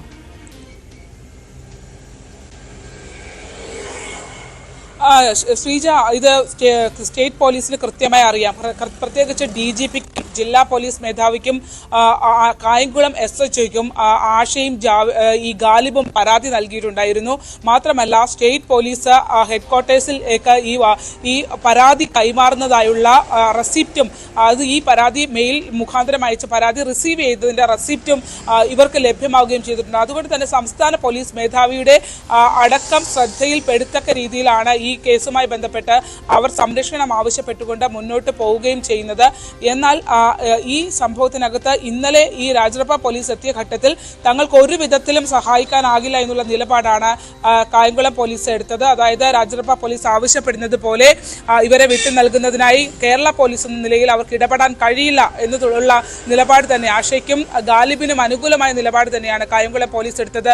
പ്രാദേശികമായി CPM അടക്കമുള്ള സംഘടനകളുടെ പിന്തുണ കൂടി അവർക്ക് ലഭ്യമാകുന്നു എന്നുള്ളതാണ്. അതായത് നമുക്കറിയാം, പ്രായപൂർത്തിയായ ഇന്ത്യൻ ഭരണഘടന അനുശാസിക്കുന്ന അവകാശങ്ങൾ അവർക്കുമുണ്ട്. എവിടെ വേണമെങ്കിലും ജീവിക്കാനുള്ള ആളുകളുണ്ട്. 26-30 വയസ്സുള്ള 2 വ്യക്തികളാണ്. അവർക്ക് അങ്ങനെ ജീവിക്കാനുള്ള അവകാശം നിലനിൽക്കെ അത്തരം അവകാശങ്ങൾക്ക് വേണ്ടി അവർ ഹൈക്കോടതിയിലടക്കം ഇപ്പോൾ പോരാടുന്നതിനിടയിൽ ഇങ്ങനെ ഒരു സാഹചര്യത്തിൽ അവരെ വിട്ടു നൽകാനാവില്ല എന്നുള്ളത് തന്നെയാണ് ഇപ്പോൾ രാജറപ്പ പോലീസ് ഇങ്ങനെ ഇത്തരം ഒരു പുതിയ എഫ്ഐആർ കൊണ്ടുവരുന്ന പശ്ചാത്തലത്തിൽ പോലും അത് ഇവിടെ കൃത്യമായി കായംകുളം പോലീസിന് അറിയാം. കാരണം കായംകുളം പോലീസ് സ്റ്റേഷനിൽ വെച്ചാണ് 14-ാം തീയതി രാത്രി മുതൽ 15-ന് പുലർച്ചെ വരെ നീളുന്ന ഈ ആശയുടെ മൊഴി അവർ രേഖപ്പെടുത്തിയിട്ടുള്ളത്. ഈ രാജറപ്പ പോലീസ് ആശയുടെ മൊഴി എടുക്കുന്നത് പോലും കായംകുളം പോലീസ് സ്റ്റേഷനിലുള്ളിൽ വെച്ചാണ്. അങ്ങനെ മൊഴി രേഖപ്പെടുത്തി മടങ്ങിയ സംഘത്തിന് എങ്ങനെയാണ് 22-ന് കിഡ്നാപ്പിംഗ് കേസ് രജിസ്റ്റർ ചെയ്തുകൊണ്ട് പുതിയ എഫ്ഐആറുമായി വരാനാകുക? അവർ ഇവിടെ സ്വതന്ത്രമായി ജീവിക്കുന്നുണ്ടെന്ന് കൃത്യമായ ധാരണ രാജറപ്പ പോലീസിനുണ്ടായിട്ടും ആ ഉദ്യോഗസ്ഥർ തന്നെ വീണ്ടും ഇവിടേക്ക് മടങ്ങി വരുന്നു എന്നുള്ളതാണ്. നിയമ സംവിധാനങ്ങൾ പോലും ദുരുപയോഗം ചെയ്തുകൊണ്ട് സ്വന്തം ഇഷ്ടപ്രകാരം ജീവിക്കാൻ തയ്യാറായ അല്ലെങ്കിൽ മുന്നോട്ട് വന്നിരിക്കുന്ന 2 പേരെ ഏത് വിധേനയും, അതായത് അവിടെ ജാർഖണ്ഡിൽ നടക്കുന്ന പ്രതിഷേധം പോലെ മതവാദികളുടെ അല്ലെങ്കിൽ ഹിന്ദു മഹാസംഘടന അടക്കമുള്ള സംഘടനകളുടെ വലിയ പ്രതിഷേധം തെരുവിൽ നടക്കുകയാണ്. ഈ ഒരു സാഹചര്യത്തിൽ ഇവർ അവിടേക്ക് മടങ്ങിപ്പോയാൽ അവരുടെ ജീവൻ പോലും അപകടത്തിലാണ് എന്നുള്ളതാണ് വസ്തുത. ഞാൻ മടങ്ങി വരാം. ഇപ്പോൾ അഡ്വക്കേറ്റ് ഗയ എസ് ലത, ഗയ ഇവരുടെ സുഹൃത്താണ്. ഇവർക്ക് വേണ്ട നിയമസഹായങ്ങൾ ഇപ്പോൾ കായംകുളത്ത് ലഭ്യമാക്കുന്നതും അഡ്വക്കേറ്റ് ഗയയാണ്. ഗയ, ഇന്നലെ സംസാരിക്കുന്ന സമയത്ത് നമ്മൾ പറഞ്ഞിരുന്നു പോലീസ് അവിടെ തുടരുന്നുണ്ട്, ഏത് സാഹചര്യത്തിലും അവരുടെ ഭാഗത്തു നിന്നും വീണ്ടും നീക്കങ്ങൾ ഉണ്ടാകുമെന്ന് നിങ്ങൾ ആശങ്കപ്പെട്ടിരുന്നു. ഇന്നലെ എന്താണ് സംഭവിച്ചത്? ഈ പോലീസിന്റെ സാന്നിധ്യത്തിൽ കാര്യങ്ങളെല്ലാം ബോധ്യപ്പെട്ടിട്ടും പുതിയൊരു കിഡ്നാപ്പിംഗ് കേസും കൂടി, അതും ഡേറ്റ് അനുസരിച്ച് നോക്കുമ്പോൾ എല്ലാ കാര്യങ്ങളും ബോധ്യപ്പെട്ട ശേഷമാണ്. അപ്പോൾ ഇനി നിങ്ങൾ എന്ത് ചെയ്യാനാണ് ആലോചിക്കുന്നത്? ഈ ജാർഖണ്ഡ് പോലീസ് ഇപ്പോഴും ഇവിടെ തുടരുന്നത് എത്രത്തോളം നിങ്ങൾക്ക് ആശങ്കയുണ്ടാക്കുന്നുണ്ട്? കഴിഞ്ഞ ദിവസവും, അതായത് 2 ദിവസം മുന്നേയും കായംകുളം പോലീസ് സ്റ്റേഷനിൽ ഇവർ സ്റ്റേറ്റ്മെന്റ് കൊടുത്തതാണ്. ഇവരുടെ സാന്നിധ്യത്തിൽ തന്നെയാണ് കായംകുളം പോലീസ് സ്റ്റേഷൻകാർ ഇവരുടെ 2 പേരുടെ മൊഴി രേഖപ്പെടുത്തിയത്. മൊഴി രേഖപ്പെടുത്തി എല്ലാം കഴിഞ്ഞിട്ടാണ് ഇവരെ വിട്ടതും. അതിനുശേഷം ഈ പോലീസുകാർ ഇവിടെ തന്നെ തുടരുകയായിരുന്നു. അത് കഴിഞ്ഞ് ഇന്നലെ രാത്രിയിൽ ഇവര് മറ്റൊരു വാറന്റ് കേസ്, മറ്റൊരു ഫേക്ക് വാറന്റ് കേസുമായിട്ട് ഗാലിബിനെ അറസ്റ്റ് ചെയ്യാൻ വേണ്ടിയിട്ട് എത്തിയിട്ടുണ്ടായിരുന്നു. അപ്പൊ അങ്ങനെ ഓരോ ദിവസം കഴിയുന്തോറും ഓരോരോ കാര്യങ്ങൾ ഉണ്ടാക്കിക്കൊണ്ട് വന്നുകൊണ്ടിരിക്കുകയാണ് ഇവര്. ഗാലിബ് എവിടെയാണ് ഉള്ളത് എന്ന് ഇവർക്ക് ഈ ജാർഖണ്ഡ് പോലീസ് സംഘത്തിന് അറിയാമോ? ഇന്നലെ എങ്ങനെയാണ് ഈ വിവരം നിങ്ങളെ അവർ അറിയിക്കുന്നത്? എങ്ങനെയായിരുന്നു? ഇന്നലെ കായംകുളം പോലീസ് സ്റ്റേഷനിൽ നിന്ന് എനിക്ക് കോള് വരുമായിരുന്നു, ഇവിടുന്ന് ആളുകൾ വന്ന് നിൽപ്പുണ്ട്, ഗാലിബിനെ വിട്ടുകൊടുക്കണമെന്നും പറഞ്ഞു. അതൊരു പ്രത്യേകതരം ആവശ്യമാണല്ലോ ഗയ. അതായത് കേസ് രജിസ്റ്റർ ചെയ്തിരിക്കുന്നത് ഗാലിബിനെതിരെയാണ്, പക്ഷെ അവർക്ക് വേണ്ടത് ആശയാണ്. അത് നിയമ സംവിധാനത്തിൽ നമുക്ക് കേട്ടുകേൾവിയില്ലാത്തൊരു കാര്യമാണല്ലേ? അതെ അതെ അതെ അതെ, ആശയാണ് അവർക്ക് ആവശ്യം. ഈ ആശയുടെ ബന്ധുക്കൾ നേരത്തെ വന്നിരുന്നല്ലോ, തരാമെന്നാണ് നമ്മളോട്. ആശയുടെ ബന്ധുക്കളെല്ലാം ജാർഖണ്ഡിൽ തന്നെയാണ് തുടരുന്നത്. ആശയുടെ സഹോദരി നേരത്തെ ഇങ്ങോട്ട് കേരളത്തിലേക്ക് വന്നിരുന്നില്ലേ? അതെ, ആശയുടെ സഹോദരിയും ഈ പോലീസ് ഉദ്യോഗസ്ഥരും ആശയുടെ മറ്റൊരു ബന്ധുവും കൂടിയാണ് 14-ാം തീയതി ഇവിടെ വന്നിരുന്നത്. അന്നും അവര് സ്റ്റേറ്റ്മെന്റ് എഴുതിയെടുത്തോണ്ട് പോയിരുന്നതാണ്. വീണ്ടും വന്നു. ബാക്കിയെല്ലാം പിന്നീട് നമ്മൾ നിയമപരമായിട്ട് ചെയ്തു, സ്റ്റേറ്റ്മെന്റും കാര്യങ്ങളും എല്ലാം. എന്നിട്ട് പോലും ഇവരെ പിന്തുടർന്നുകൊണ്ടിരിക്കുകയാണ്. യാതൊരു തരത്തിലും നിയമം എന്താണെന്ന് അവർ മനസ്സിലാക്കുന്നില്ല. ഹൈക്കോടതിയിൽ റിട്ട് സമർപ്പിക്കുന്നുണ്ടായിരുന്നല്ലോ അഡ്വക്കേറ്റ് ശ്രാവൺ, അത് നോക്കുന്നുണ്ടായിരുന്നു. അത് ഏതുവരെയായി? ഇന്നാണോ പരിഗണിക്കുന്നത്? ഇന്നാണ്. അതിൽ എത്രത്തോളം പ്രതീക്ഷയുണ്ട് ഗയ? കാരണം ഞങ്ങൾക്ക് പൂർണ്ണമായും പ്രതീക്ഷയുണ്ട്. എന്താണ് നിങ്ങൾ പ്രതീക്ഷിക്കുന്നത്? ഹൈക്കോടതിയുടെ ഭാഗത്തുനിന്ന് ഒരു സംരക്ഷണം കിട്ടുമെന്ന് തന്നെയാണ് ഞങ്ങളുടെ ഉറപ്പ്. ഇത് നമ്മൾ ഈ ഇന്ത്യയിലെ ജനാധിപത്യം വന്ന് ഇന്നലെ ഗയ സംസാരിക്കുമ്പോൾ ഗയ തന്നെ പറഞ്ഞു ഇന്ത്യയിലെ ജനാധിപത്യം എന്നുള്ളത് കേരളം എന്ന് പറയുന്ന ഒരു സംസ്ഥാനത്ത് മാത്രം ഒതുങ്ങി നിൽക്കുന്ന ഒരു സംഭവമായി മാറിക്കൊണ്ടിരിക്കും. ഇതെല്ലാം അതിന് തെളിവുകളാണ്. നമ്മുടെ കേരളത്തിൽ മാത്രമേ ഉള്ളൂ ഇത്രയും സുരക്ഷിതമായിട്ട് നമുക്ക് ജീവിക്കാൻ പറ്റുന്നത് എന്നുള്ളതാണ് ഒരു സാഹചര്യം. ബാക്കിയുള്ള മറ്റ് സംസ്ഥാനങ്ങളിൽ അവരുടെ ഫണ്ടമെന്റൽ റൈറ്റ്സ് പോലും ഹനിക്കപ്പെട്ടുകൊണ്ടിരിക്കുകയാണ്. ഗയ ഈ ജാർഖണ്ഡിൽ നേരത്തെ അവിടെ നിന്നുള്ള വിഷ്വൽസ് ഒക്കെ കണ്ടിരുന്നു, വലിയ പ്രതിഷേധമൊക്കെ നടക്കുന്നത്. ഇതിപ്പോൾ സത്യത്തിൽ ആരുടെ ആവശ്യമാണ്? ഈ കുടുംബത്തിന്റെ ആവശ്യമാണോ, അതോ പോലീസിന്റെ ആവശ്യമാണോ, അതോ അവിടുത്തെ ഈ തീവ്ര സംഘടനകളുടെ ആവശ്യമാണോ? ആർക്കാണ് ഈ ആശയം തിരിച്ചെത്തിക്കുക എന്നത് ഇത്ര വലിയൊരു ആവശ്യമായി മാറിയിട്ടുള്ളത്? ഇപ്പോൾ യഥാർത്ഥത്തിൽ ഇത് കുടുംബത്തിന്റെ ആവശ്യമല്ല, ഇപ്പം അതൊരു പൊളിറ്റിക്കൽ ഇഷ്യൂ ആക്കി മാറ്റിയേക്കുവാണ്. ഈ വന്നേക്കുന്ന FIR പോലും ഈ പെൺകുട്ടിയുടെ ചേച്ചി കുറച്ച് ദിവസങ്ങൾക്ക് മുന്നേ തന്നെ വിളിച്ചു പറഞ്ഞിരുന്നു. അവരാരും കേസൊന്നും കൊടുത്തിട്ടില്ല എന്നുൾപ്പെടെ. ഈ FIR ആരുടെ പരാതി പ്രകാരമാണ് അപ്പോ ഈ ഏറ്റവും ഒടുവിൽ എടുത്തിട്ടുള്ള FIR ആരുടെ പരാതിയിലാണ് എടുത്തിട്ടുള്ളത്? FIR ആശയുടെ സഹോദരന്റെ കംപ്ലൈന്റ് ആയിട്ടാണ് വന്നേക്കുന്നത്. പക്ഷെ ആശയുടെ ബ്രദർ അങ്ങനെ ഒരു കംപ്ലൈന്റ് നൽകിയിട്ടില്ല. ആശയുടെ ബന്ധുക്കളും അയൽക്കാരും കൂടെ ചേർന്നാണ് ഈ പ്രശ്നം ഇത്രയും വഷളാക്കിക്കൊണ്ടിരിക്കുന്നത്. അതൊരു പക്ഷെ അവിടുത്തെ ഈ സാമൂഹ്യപരമായ സമ്മർദ്ദം അല്ലെങ്കിൽ ഇത്രയും വലിയ ഒരു സംഘർഷമൊക്കെ, തെരുവിലിറങ്ങി വലിയ പ്രതിഷേധം, നമ്മൾ ഈ വിഷ്വലിലൊക്കെ കാണുന്നത് പോലെ കൊടി പിടിച്ച് രാത്രി പന്തം കൊളുത്തി പ്രകടനവും കൊടിയുമേന്തി ആളുകളുടെ വലിയ പ്രകടനമൊക്കെ നടക്കുന്ന സാഹചര്യത്തിൽ ആ സമ്മർദ്ദം കൊണ്ടായിരിക്കും ഒരുപക്ഷെ കുടുംബം ഇങ്ങനൊരു പ്രവർത്തികൾക്കൊക്കെ മുതിരുന്നത് അല്ലേ? കാര്യം ആ നാട്ടിൽ ഇത് ഒരു ലവ് ജിഹാദ് എന്നുള്ള രീതിയിലാണ് ഇപ്പോഴും അവർ പറഞ്ഞ് പരത്തിയിരിക്കുന്നത്. ആ നാട്ടിലെ ജനങ്ങൾക്കാണെങ്കിലും മറ്റൊരു തരത്തിലുള്ള കാര്യങ്ങൾക്കും ആക്സസ് ഇല്ല. അതുകൊണ്ട് തന്നെ ആളുകളെ അന്ധമായി ഓരോ കാര്യങ്ങൾ വിശ്വസിപ്പിച്ചാണ് ഈ കാര്യങ്ങൾ ചെയ്തുകൊണ്ടിരിക്കുന്നത്. ജസ്റ്റ് പൊളിറ്റിക്കൽ ഇഷ്യൂ ആക്കി മാറ്റിയേക്കുകയാണ്. ഇതിപ്പോ മൂന്നാമത്തെ FIR അല്ലേ ഗയ? അല്ല, ഇത് രണ്ടാമത്തെ FIR. രണ്ടാമത്തെ അല്ല, ഇതാണ് FIR ഒന്നേ ഇട്ടിട്ടുള്ളൂ. ആദ്യം വന്ന തവണ FIR പോലും ഇവര് കാട്ടിയിട്ടില്ലായിരുന്നു 14-ാം തീയതി. ഓക്കെ, ഇതാണ് ഈ കിഡ്നാപ്പിംഗ് എന്ന് ആരോപിച്ചിട്ടുള്ള FIR-ന്റെ വിശദാംശങ്ങളാണ് ഇപ്പോൾ നമുക്ക് ഒരു റീസൺ ഉണ്ടാക്കിക്കൊണ്ട് വന്നേക്കുന്ന ഒരു FIR ആണിത്. കഴിഞ്ഞ തവണ വന്നപ്പോൾ നമ്മൾ ഇവിടെ FIR-ഉം കാര്യങ്ങളും ചോദിച്ചു, അവരുടെ കയ്യിൽ യാതൊന്നും തന്നെ ഇല്ലായിരുന്നു. അതിനുശേഷം അവരിപ്പോൾ FIR-ഉം ആയിട്ടാണ് വന്നിരുന്നത്. അതിനകത്ത് ഓൾറെഡി ബോധ്യപ്പെട്ടു പോയതാണ്. ഈ കായംകുളം പോലീസ് ഇവരോട് വിവരങ്ങൾ എങ്ങനെയാണ് അറിയിക്കുന്നത്? കാരണം നിലവിൽ തന്നെ കായംകുളം പോലീസ് ഇവരെ ബോധ്യപ്പെടുത്തിയതാണ്. ഈ പെൺകുട്ടിയുടെ മൊഴി അവരുടെ മുന്നിൽ വെച്ച് തന്നെ രേഖപ്പെടുത്തിയതാണ്. ഇനിയും ഇങ്ങനെ ഒരു ആവശ്യവുമായി പോലീസ് സ്റ്റേഷനിൽ എത്തുമ്പോൾ കായംകുളം പോലീസ് എങ്ങനെയാണ് അവരോട് മറുപടി പറയുന്നത്? അവര് പറയുന്നത് അവർക്ക് പറയാവുന്ന രീതിയിലല്ല ഇവരുടെ അടുത്ത് പറയുന്നുണ്ട്. പക്ഷെ ഇവര് പോകാറില്ല. നിർബന്ധപൂർവ്വം ആ കോടതിയുടെ പോലീസ് സ്റ്റേഷന്റെ പ്രമിസസിനുള്ളിൽ അങ്ങ് ഇരിക്കുകയാണ് ചെയ്യാറുള്ളത്. അവരെങ്ങും മടങ്ങി പോത്തേയില്ല, എന്ത് പറഞ്ഞാലും പോവില്ല.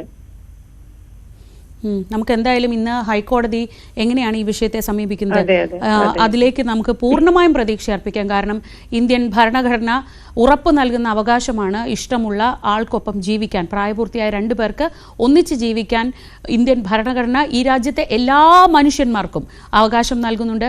ആ അവകാശങ്ങളെ ഹനിക്കാൻ ഒരു പോലീസിനും ഒരു സംസ്ഥാനത്തെ സർക്കാരിനും പോലീസിനും ഒന്നും അധികാരമില്ല. അതുകൊണ്ട് തന്നെ ആശയ്ക്ക് 26 വയസ്സുള്ള ആശയ്ക്കും 30 വയസ്സുള്ള മുഹമ്മദ് ഗാലിബിനും ഒന്നിച്ച് ജീവിക്കണമെങ്കിൽ ഈ രാജ്യത്ത് മറ്റ് പ്രത്യേക കാര്യങ്ങളൊന്നും ആവശ്യമില്ല. അതിനുള്ള പൂർണ്ണമായ സംരക്ഷണം ഹൈക്കോടതിയുടെ ഭാഗത്തു നിന്ന് ഉണ്ടാകുമെന്ന് തന്നെയാണ് ഇവർ ഈ അഡ്വക്കേറ്റ് ഗയ ഉൾപ്പെടെയുള്ള ആശയും ഗാലിബും ഗയയും ഒക്കെ പ്രതീക്ഷിക്കുന്നത്. അങ്ങനെയാണ്. ശരണ്യ സ്നേഹജൻ തുടരുന്നുണ്ട് വിവരങ്ങളുമായി. ശരണ്യ, ഇത് നമ്മൾ കേട്ടുകേൾവിയില്ലാത്ത അസംബന്ധം എന്നൊക്കെ, നമ്മൾ അസംബന്ധ നാടകം എന്നൊക്കെ നമ്മൾ വെറുതെ ആലങ്കാരികമായി പറയാറുണ്ടെങ്കിൽ അതാണിപ്പോൾ നമ്മൾ കായംകുളത്ത് കണ്ടുകൊണ്ടിരിക്കുന്നത്. പോലീസ് സ്റ്റേഷനിൽ നിന്ന് പോവാതെ ജാർഖണ്ഡ് പോലീസ് അവിടെ തന്നെ ഇരിക്കുന്നു. അവർക്ക് ബോധ്യപ്പെട്ട കാര്യത്തിൽ ഒരു FIR-ഉം കൊണ്ടുവന്ന് തീർത്തും തെറ്റായ, പൂർണ്ണമായും നുണ എഴുതി ചേർത്തൊരു FIR-ഉം കൊണ്ടുവന്നിരിക്കുന്നു. ഇതിന് കൂടുതൽ പിന്തുണ ഇന്നലെയാണല്ലോ നമ്മൾ ഈ വാർത്ത പുറത്തുവിടുന്നത്. ശരണ്യ റിപ്പോർട്ട് ചെയ്തതിന് ശേഷം ഇവർക്ക് കൂടുതൽ പിന്തുണ, അല്ലെങ്കിൽ നമ്മുടെ ഈ വാർത്തയോടുള്ള പൊതുസമൂഹത്തിന്റെ പ്രതികരണം എങ്ങനെയൊക്കെയാണ് വരുന്നത്?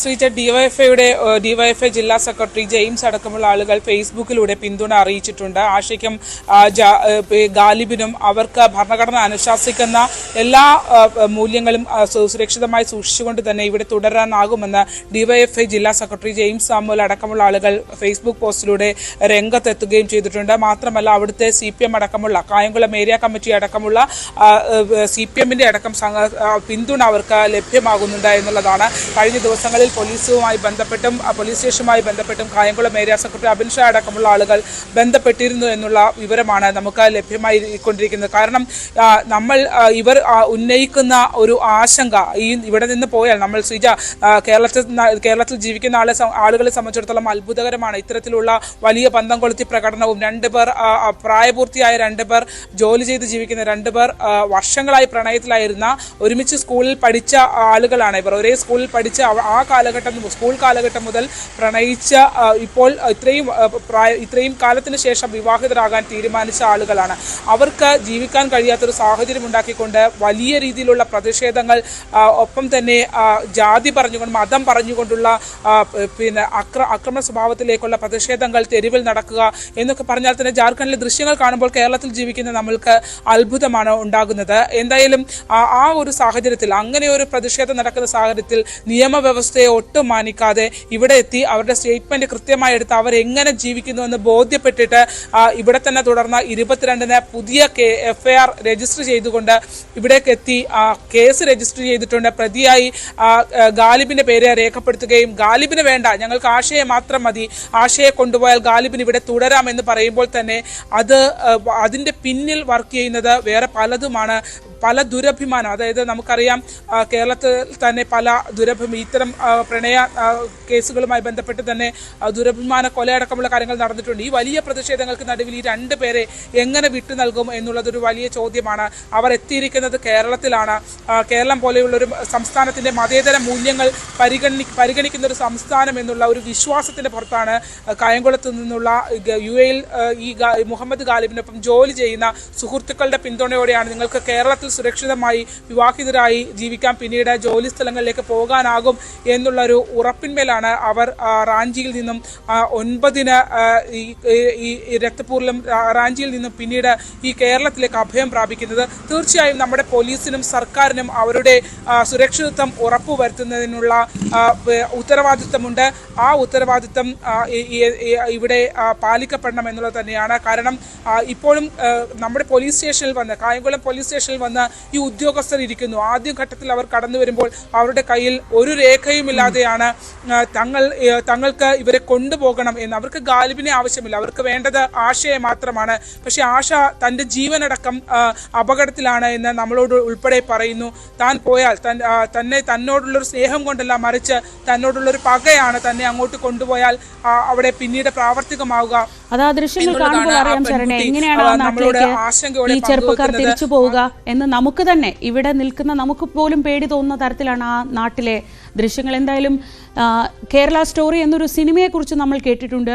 ദ റിയൽ കേരള സ്റ്റോറി അതല്ല, അത് ഒന്നിച്ച് ജീവിക്കാൻ ആഗ്രഹിക്കുന്ന പ്രായപൂർത്തിയായ 2 വ്യക്തികൾക്ക് പൂർണ്ണ സംരക്ഷണം ഒരുക്കി അവർക്ക് ഇന്ത്യൻ ഭരണഘടന ഉറപ്പു നൽകുന്ന എല്ലാ അവകാശങ്ങളോടെയും ജീവിക്കാനുള്ള സാഹചര്യം ഒരുക്കുകയാണ്. ആ റിയൽ കേരള സ്റ്റോറിക്കാണ് ഇപ്പോൾ കായംകുളം സാക്ഷ്യം വഹിക്കുന്നത്. അവരെ എന്ത് സാഹചര്യത്തിലും വിട്ടു നൽകില്ല എന്ന ഉറച്ച നിലപാടിൽ തന്നെയാണ് കായംകുളം പോലീസ് ഉള്ളത്. അവരുടെ താല്പര്യപ്രകാരം അവർ മൊഴി നൽകിയതനുസരിച്ച് അവർ 2 പേരും ഒന്നിച്ച് ജീവിക്കാൻ ആഗ്രഹിച്ചാൽ അവർക്ക് ജീവിക്കാൻ ഉള്ള അവസരം ഒരുക്കി കൊടുക്കുമെന്ന് തന്നെയാണ് പോലീസിന്റെ നിലപാട്. അതിനുള്ള സംരക്ഷണം, നിയമ സംരക്ഷണം കൂടെ തേടിയാണ് ഇന്ന് കേരള ഹൈക്കോടതിയിലേക്ക് ഗാലിബും ആശയും നീങ്ങുന്നത്. അവർക്ക് എല്ലാ പിന്തുണയുമായി അവരുടെ സുഹൃത്തുക്കൾ ഉൾപ്പെടെയുള്ള ഒരു നിയമ സഹായം നൽകുന്ന സുഹൃത്തുക്കളുടെ കൂട്ടവും കൂടെയുണ്ട്. അവർക്കൊപ്പം നമുക്കും നിൽക്കാം. കേരള സമൂഹം എന്ന നിലയിൽ 2 വ്യക്തികൾക്ക് ഒന്നിച്ച് ജീവിക്കാൻ മതം ഒരു തടസ്സമല്ല എന്ന് ഉറപ്പിച്ച് പറയാൻ കേരള സമൂഹം എന്ന നിലയ്ക്ക് നമുക്ക് കൂടി ആശയ്ക്കും ഗാലിബിനും ഒപ്പം നിൽക്കാം. ഇടവേളയ്ക്ക് ശേഷം മറ്റു വാർത്തകളിലേക്ക് മടങ്ങി വരാം.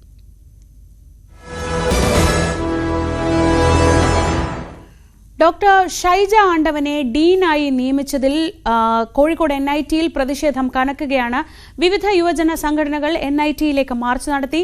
SFI ഇന്ന് ക്യാമ്പസിലേക്ക് മാർച്ച് പ്രഖ്യാപിച്ചിട്ടുണ്ട്. MS അനീഷ് കുമാർ വിവരങ്ങളുമായി. അനീഷ്, ഗാന്ധി ഘാതകനായ ഗോഡ്സെയെ പ്രകീർത്തിച്ചാണ് ഷൈജ ആണ്ടവൻ വിവാദത്തിലാവുന്നത്. ഇപ്പോൾ അവരെ ഡീനായി നിയമിച്ച ശേഷം ഏതൊക്കെ രീതിയിലാണ് പ്രതിഷേധം? ഇന്ന് എന്താണ് SFIയുടെ പ്രതിഷേധം? എങ്ങനെയാണ്?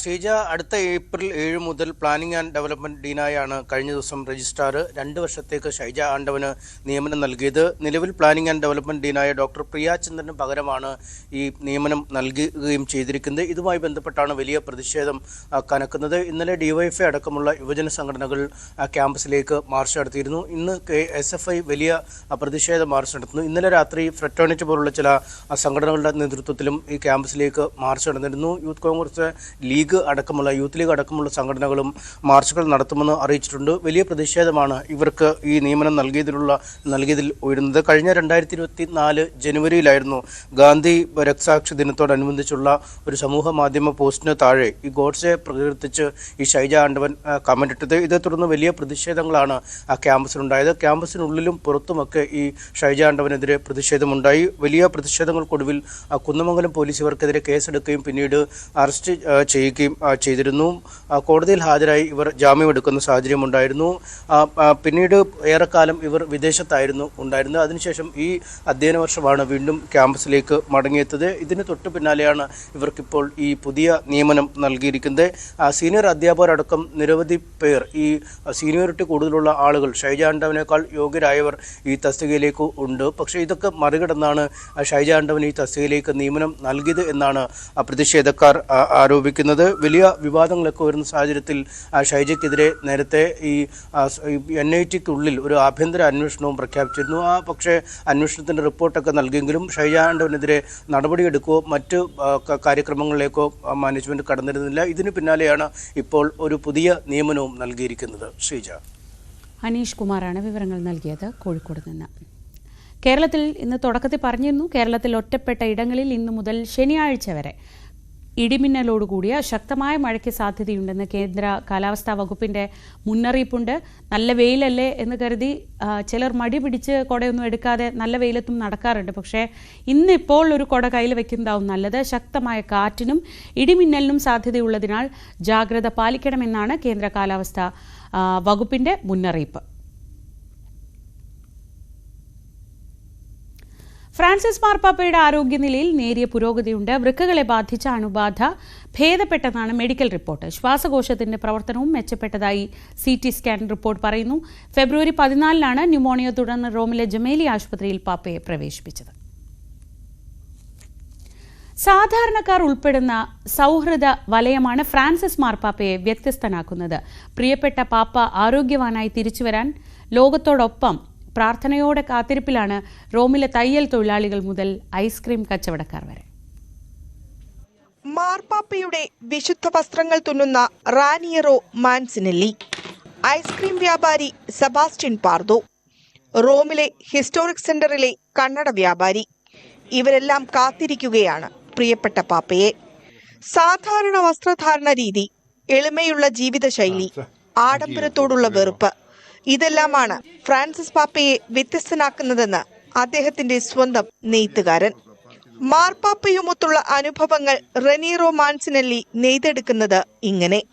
I papi che ho servito sono 3, Giovanni Paolo II, San Giovanni Paolo II. Ice cream രുചികളിലുമുണ്ട് ഫ്രാൻസിസ് പാപ്പയ്ക്ക് ഇഷ്ടങ്ങൾ.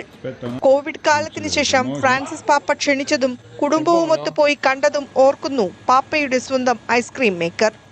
2022 സാധാരണക്കാരെ പോലെ കണ്ണടക്കടയിലെത്തിയ ഫ്രാൻസിസ് പാപ്പയെ കാണാൻ വിനോദസഞ്ചാരികൾ തടിച്ചുകൂടിയതടക്കം ഇവർക്ക് പറയാൻ സ്നേഹവായ്പിന്റെ ഫ്രാൻസിസ് അനുഭവങ്ങൾ നിരവധി. പ്രാർത്ഥനകളിൽ ഉൾപ്പെടുത്തി ഇവരും കാത്തിരിക്കുകയാണ് രോഗത്തെ തോൽപ്പിച്ച് മടങ്ങിയെത്തുന്ന പാപ്പയെ. News desk, news 18. ബംഗ്ലാദേശിലെ ക്രമസമാധാന നില വഷളാകുന്നതിനെക്കുറിച്ച് മുന്നറിയിപ്പ് നൽകി പട്ടാള മേധാവി. ചിലർ രാജ്യത്ത് അരാജകത്വം സൃഷ്ടിക്കുകയാണെന്ന് ജനറൽ വഖർ ഉസ് സമാൻ ആരോപിച്ചു. ബംഗ്ലാദേശിലെ സൈനിക പ്രവർത്തനങ്ങളിൽ ISIയുടെ ഇടപെടലുകൾ നടക്കുന്നതിലും പട്ടാള മേധാവിക്ക് അതൃപ്തിയുണ്ട്. കഴിഞ്ഞ 8 മാസക്കാലത്തെ പ്രവർത്തനം കൊണ്ട് തനിക്ക് മതിയായി എന്നാണ് സൈനിക മേധാവി ജനറൽ വക്കാറുസ്സമാൻ വ്യക്തമാക്കുന്നത്. നമ്മൾ കണ്ട അരാജകത്വം നമ്മുടെ സ്വന്തം സൃഷ്ടിയാണ് എന്ന് പറഞ്ഞ ജനറൽ ഉസമാൻ നിയമപാലകരുടെ കാര്യക്ഷമമില്ലായ്മയെക്കുറിച്ചും കടുത്ത ആശങ്കകൾ പ്രകടിപ്പിച്ചു. കഴിഞ്ഞ കുറച്ചു മാസങ്ങളായി ബംഗ്ലാദേശിൽ അക്രമം, കലാപം, മറ്റു കുറ്റകൃത്യങ്ങൾ എന്നിവ കുത്തനെ വർദ്ധിക്കുകയാണ്. ഫെബ്രുവരിയിൽ സുരക്ഷാ സേന ഓപ്പറേഷൻ ഡെവിൾ ഹണ്ട് ആരംഭിച്ചതോടെ പ്രതിസന്ധി രൂക്ഷമായി. 3 ആഴ്ചയ്ക്കുള്ളിൽ 8600 പേരെയാണ് അറസ്റ്റ് ചെയ്തത്. രാജ്യത്തെ അസ്ഥിരപ്പെടുത്താൻ ശ്രമിക്കുന്നവരാണ് പിടിയിലായതെന്ന് ഇടക്കാല സർക്കാർ പറയുന്നു. ബംഗ്ലാദേശിൽ സൈനിക അട്ടിമറികൾക്ക് സാധ്യതയുണ്ട് എന്ന ആശങ്കയും പരക്കുന്നുണ്ട്. ഷെയ്ഖ് ഹസീനയെ സ്ഥാനഭ്രഷ്ടയാക്കിയതിനു ശേഷം സായുധ സേനയ്ക്ക് പോലീസിനു സമാനമായ ജുഡീഷ്യൽ അധികാരങ്ങൾ ലഭിച്ചിരുന്നു. ISI മേധാവി ലഫ്റ്റനന്റ് ജനറൽ അസിം മാലിക് ബംഗ്ലാദേശ് സേനയുടെ ക്വാർട്ടർ മാസ്റ്റർ ജനറലും ഇസ്ലാമിസ്റ്റുകളുമായി അടുത്തു പ്രവർത്തിക്കുന്ന ഉദ്യോഗസ്ഥനുമായ ലഫ്റ്റനന്റ് ജനറൽ മുഹമ്മദ് ഫൈസൂർ റഹ്മാനുമായി കൂടിക്കാഴ്ച നടത്തിയിരുന്നു. ഇത് സൈന്യത്തിൽ ഭിന്നിപ്പിനിടയാക്കിയിട്ടുണ്ട്. ഈ വർഷം അവസാനമോ അടുത്ത വർഷം ആദ്യമോ പൊതുതെരഞ്ഞെടുപ്പ് നടക്കുമെന്ന് യൂനസ് പ്രഖ്യാപിച്ചിരുന്നു. അതിനിടയിൽ പട്ടാള അട്ടിമറിയുടെ സാധ്യതകൾ നിരീക്ഷകർ തള്ളിക്കളയുന്നില്ല. News desk, news 18. അമേരിക്കയുമായി നിർണായകമായ ധാതു സമ്പത്ത് കൈമാറ്റത്തെക്കുറിച്ചുള്ള കരാറിൽ യുക്രൈൻ ഒപ്പുവെക്കും. ഇതിനായി യുക്രൈൻ പ്രസിഡന്റ് വ്ളാഡിമിർ സെലൻസ്കി നാളെ വൈറ്റ് ഹൌസ് സന്ദർശിക്കുമെന്ന് US പ്രസിഡന്റ് ഡൊണാൾഡ് ട്രംപ് വ്യക്തമാക്കി. അമേരിക്കയും യുക്രൈനും തമ്മിലുള്ള ബന്ധം വഷളാകുന്നു എന്ന ചർച്ചകൾക്കിടയിലാണ് ഈ പുതിയ നീക്കം. സെലൻസ്കിയെ സ്വേച്ഛാധിപതി എന്ന് ട്രംപ് മുദ്രകുത്തുകയും 2022 റഷ്യ ആരംഭിച്ച യുദ്ധത്തിന് യുക്രൈനെ കുറ്റപ്പെടുത്തുകയും ചെയ്തിരുന്നു. ഇതിനെ തുടർന്ന് US-ഉം യുക്രൈനും തമ്മിലുള്ള ബന്ധത്തിൽ വിള്ളൽ വീണു എന്നത് ചർച്ചയായിരുന്നു. പക്ഷേ വിട്ടുവീഴ്ചകൾക്ക് യുക്രൈൻ തയ്യാറാകുന്നു എന്നാണ് ട്രംപ് വ്യക്തമാക്കുന്നത്. പ്രസിഡന്റ് സെലൻസ്കി വെള്ളിയാഴ്ച വരും. അത് ഇപ്പോൾ സ്ഥിരീകരിച്ചു. ഞങ്ങൾ ഒരു കരാറിൽ ഒപ്പുവെക്കാൻ പോകുന്നു. ട്രഷറി സെക്രട്ടറിക്കും വാണിജ്യ സെക്രട്ടറിക്കും നന്ദി പറഞ്ഞുകൊണ്ട് ട്രംപ് അറിയിച്ചു. നമ്മുടെ പണം തിരികെ ലഭിക്കാൻ ഒരു കരാർ ഉണ്ടാക്കാൻ ഞങ്ങൾക്ക് കഴിഞ്ഞു. ഭാവിയിൽ ഞങ്ങൾക്ക് ധാരാളം പണം ലഭിക്കും. അത് ഉചിതമാണെന്ന് ഞാൻ കരുതുന്നു, ട്രംപ് വ്യക്തമാക്കി. യുക്രൈൻ പുനർനിർമ്മാണത്തിന് ഫണ്ട് നൽകുന്നതിനായി ഈ കരാറിൽ തന്റെ ഭരണകൂടം സന്തുഷ്ടരാണെന്നും ട്രംപ് പറഞ്ഞു. റഷ്യൻ അധിനിവേശം അവസാനിപ്പിക്കുന്നതിനായുള്ള വിശാലമായ ചർച്ചകളിൽ യുക്രൈന്റെ അപൂർവമായ ധാതുക്കളിലേക്കാണ് US കണ്ണുവെക്കുന്നത്. യുക്രൈന് നൽകിയ US സഹായത്തെയും ട്രംപ് പെരുപ്പിച്ചു കാണിക്കുന്നു. യുദ്ധം ആരംഭിച്ചതിനു ശേഷം ഏകദേശം $120 ബില്യൺ നൽകിയത്. എന്നാൽ ഇത് $350 ബില്യൺ ആണെന്ന് ട്രംപ് അവകാശപ്പെട്ടു. ഈ പണം തിരിച്ചുപിടിക്കുന്നതിന് പുതിയ കരാർ സഹായിക്കുമെന്നാണ് ട്രംപിന്റെ നിലപാട്. കരാറിനെ കുറിച്ച് സെലൻസ്കിയുടെ വാക്കുകൾ ഇങ്ങനെയാണ്: ഈ കരാർ ഒന്നുകിൽ വലിയ വിജയമാകും, അല്ലെങ്കിൽ നിശബ്ദമായി മാഞ്ഞുപോകാം. വിജയം പ്രസിഡന്റ് ട്രംപുമായുള്ള സംഭാഷണത്തെ ആശ്രയിച്ചിരിക്കും. തനിക്ക് അമേരിക്കയുമായി ചേർന്നു പോകാനാണ് ആഗ്രഹമെന്നും സെലൻസ്കി വ്യക്തമാക്കുന്നു. News desk, news 18. മറ്റു വാർത്തകളിലേക്ക് മടങ്ങിയെത്താം ഇടവേളയ്ക്ക് ശേഷം.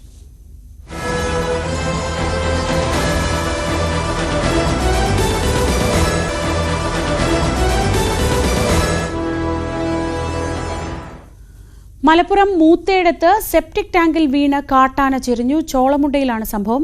കസേരക്കൊമ്പൻ എന്ന നാട്ടുകാർ വിളിക്കുന്ന ആനയാണ് ചെരിഞ്ഞത്. CV അനുമോദ് വിവരങ്ങളുമായി മടങ്ങുന്ന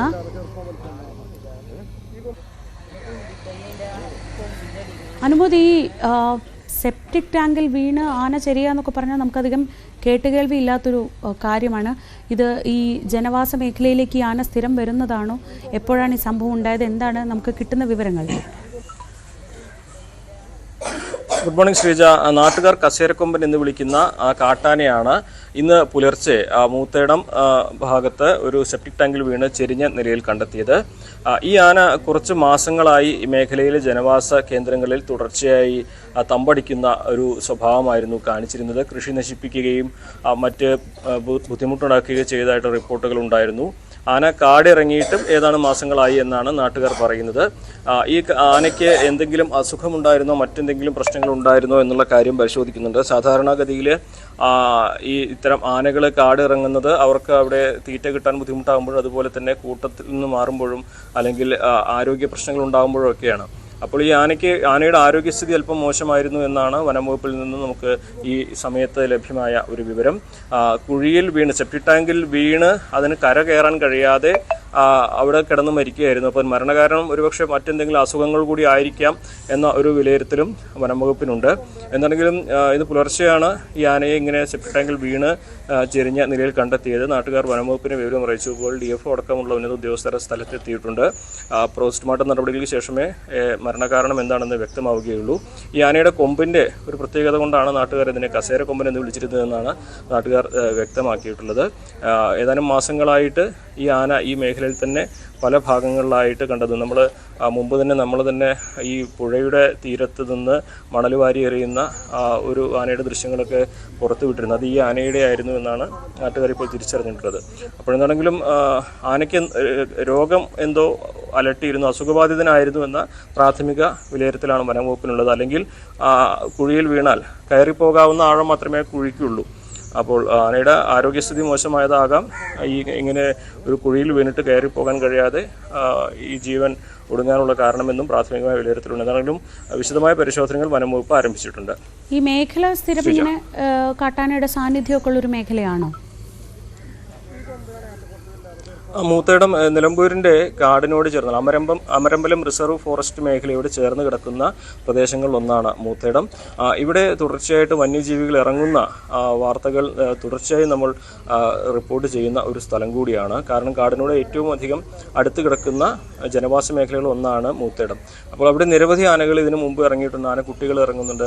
ഈ മേഖലയിൽ പുഴയോട് ചേർന്ന് പുഴ കടന്നാണ് ആനകളൊക്കെ ഈ മേഖലയിലേക്ക് വരുന്നത്. ഇവിടെ കൃഷി നശിപ്പിക്കലും അതുപോലെ തന്നെ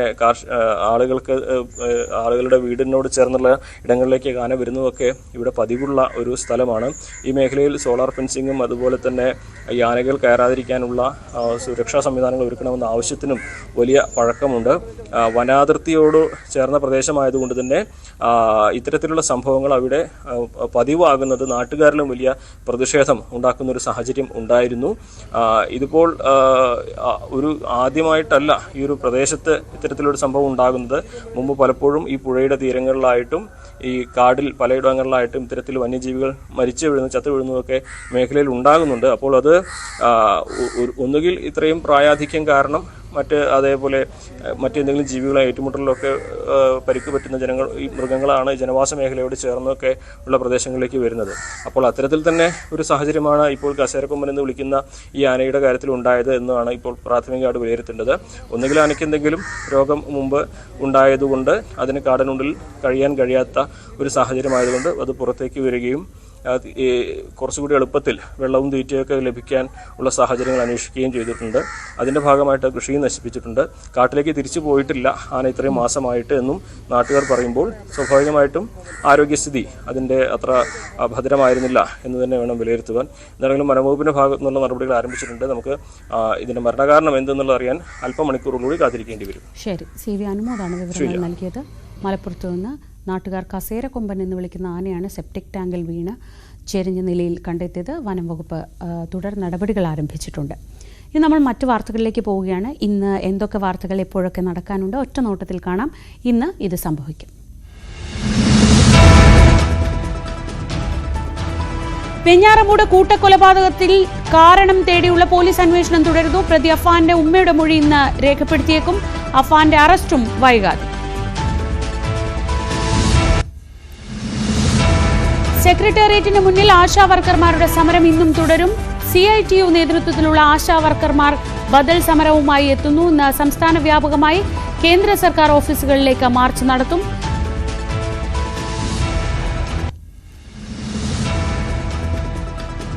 PC ജോർജിന്റെ ജാമ്യാപേക്ഷയിൽ ഈരാറ്റുപേട്ട മാജിസ്ട്രേറ്റ് കോടതി ഇന്ന് വിധി പറയും. ജാമ്യം ലഭിച്ചാൽ ഇന്ന് തന്നെ PC ജോർജിന് പുറത്തിറങ്ങാനാകും. ജാമ്യാപേക്ഷ തള്ളിയാൽ ജില്ലാ സെഷൻസ് കോടതിയെ സമീപിക്കാൻ തീരുമാനം.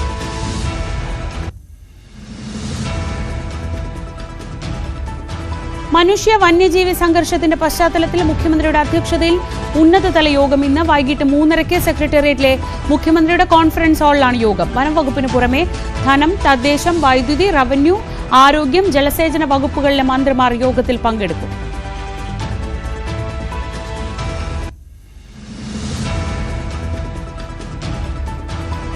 UDF ഏകോപന സമിതി യോഗം ഇന്ന് കൊച്ചിയിൽ കളമശ്ശേരിയിലെ ചാക്കോളാസിൽ രാവിലെ 10:30 യോഗം. നാളെയാണ് സംസ്ഥാനത്തെ മുതിർന്ന കോൺഗ്രസ് നേതാക്കളുമായി ഹൈക്കമാൻഡ് നേതൃത്വം കൂടിക്കാഴ്ച നടത്തുന്നത്.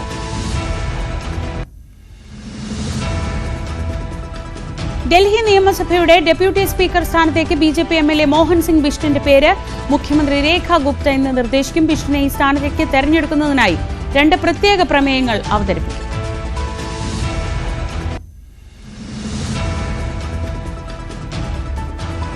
കോഴിക്കോട് NITയിലേക്ക് ഇന്ന് SFIയുടെ പ്രതിഷേധ മാർച്ച്. ഗാന്ധി ഘാതകനായ ഗോഡ്സെ പ്രകീർത്തിച്ച് വിവാദത്തിലായ അധ്യാപിക ഡോക്ടർ ഷൈജ ആണ്ടവനെ ഡീനായി നിയമിച്ചതിൽ പ്രതിഷേധിച്ചാണ് മാർച്ച്.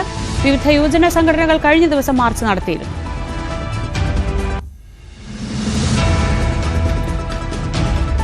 വിവാദമായ മൈസൂർ പാരമ്പര്യ വൈദ്യൻ ഷാബാ ഷെരീഫിന്റെ കൊലപാതക കേസിൽ വിധി എന്നെന്ന് ഇന്നറിയാം. മഞ്ചേരി അഡീഷണൽ ജില്ലാ കോടതിയാണ് കേസ് പരിഗണിക്കുന്നത്.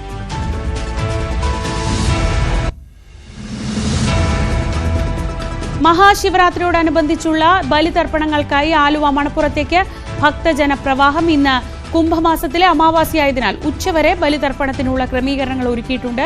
ഇന്നലെ ഉച്ച കഴിഞ്ഞപ്പോൾ മുതൽ ഭക്തജന പ്രവാഹം തുടങ്ങി.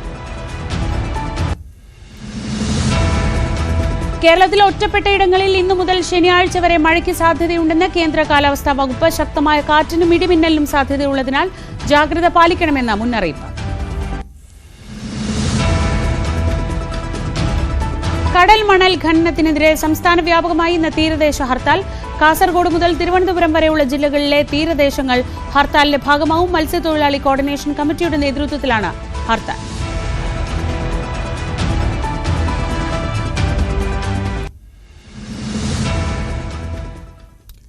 സ്വപ്നകിരീടം തേടി കേരളം.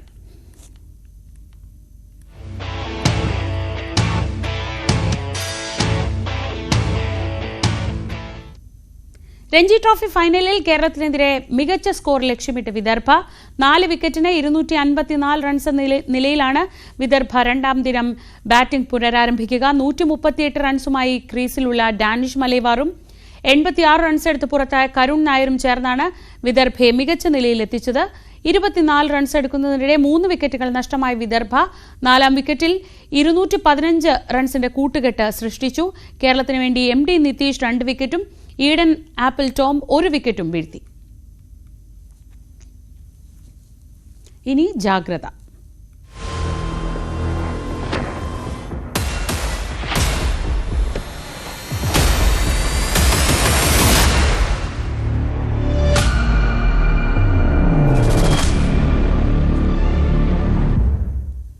PC ജോർജിന്റെ ജാമ്യാപേക്ഷയിൽ ഈരാറ്റുപേട്ട മാജിസ്ട്രേറ്റ് കോടതി ഇന്ന് വിധി പറയും.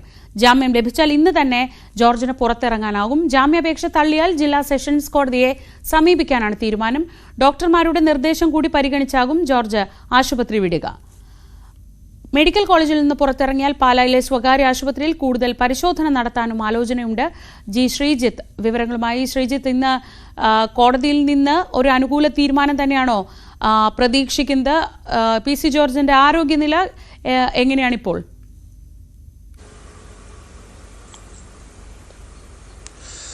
തീർച്ചയായും ശ്രീജ, അങ്ങനെ ഒരു പ്രതീക്ഷ തന്നെയാണ് പൊതുവെ പങ്കുവയ്ക്കുന്നത്. PC ജോർജിനെ അനുകൂലിക്കുന്നവരും എതിർക്കുന്നവരും ഒക്കെ അത്തരം സാധ്യതകളാണ് പറയുന്നത്. പ്രത്യേകിച്ച് 3 വർഷം തടവ് ലഭിക്കാവുന്ന കുറ്റമാണ്.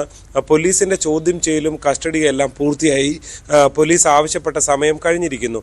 അതുകൊണ്ട് തന്നെ ഇനി ജയിലിൽ കിടക്കേണ്ട സാഹചര്യമില്ല എന്ന വിലയിരുത്തൽ ഒരുപക്ഷെ കോടതി നടത്തിയേക്കാം. അങ്ങനെ ജാമ്യം കിട്ടാനാണ് സാധ്യത. മാത്രമല്ല അദ്ദേഹത്തിന്റെ ആരോഗ്യനിലയും ഗുരുതരമാണ്.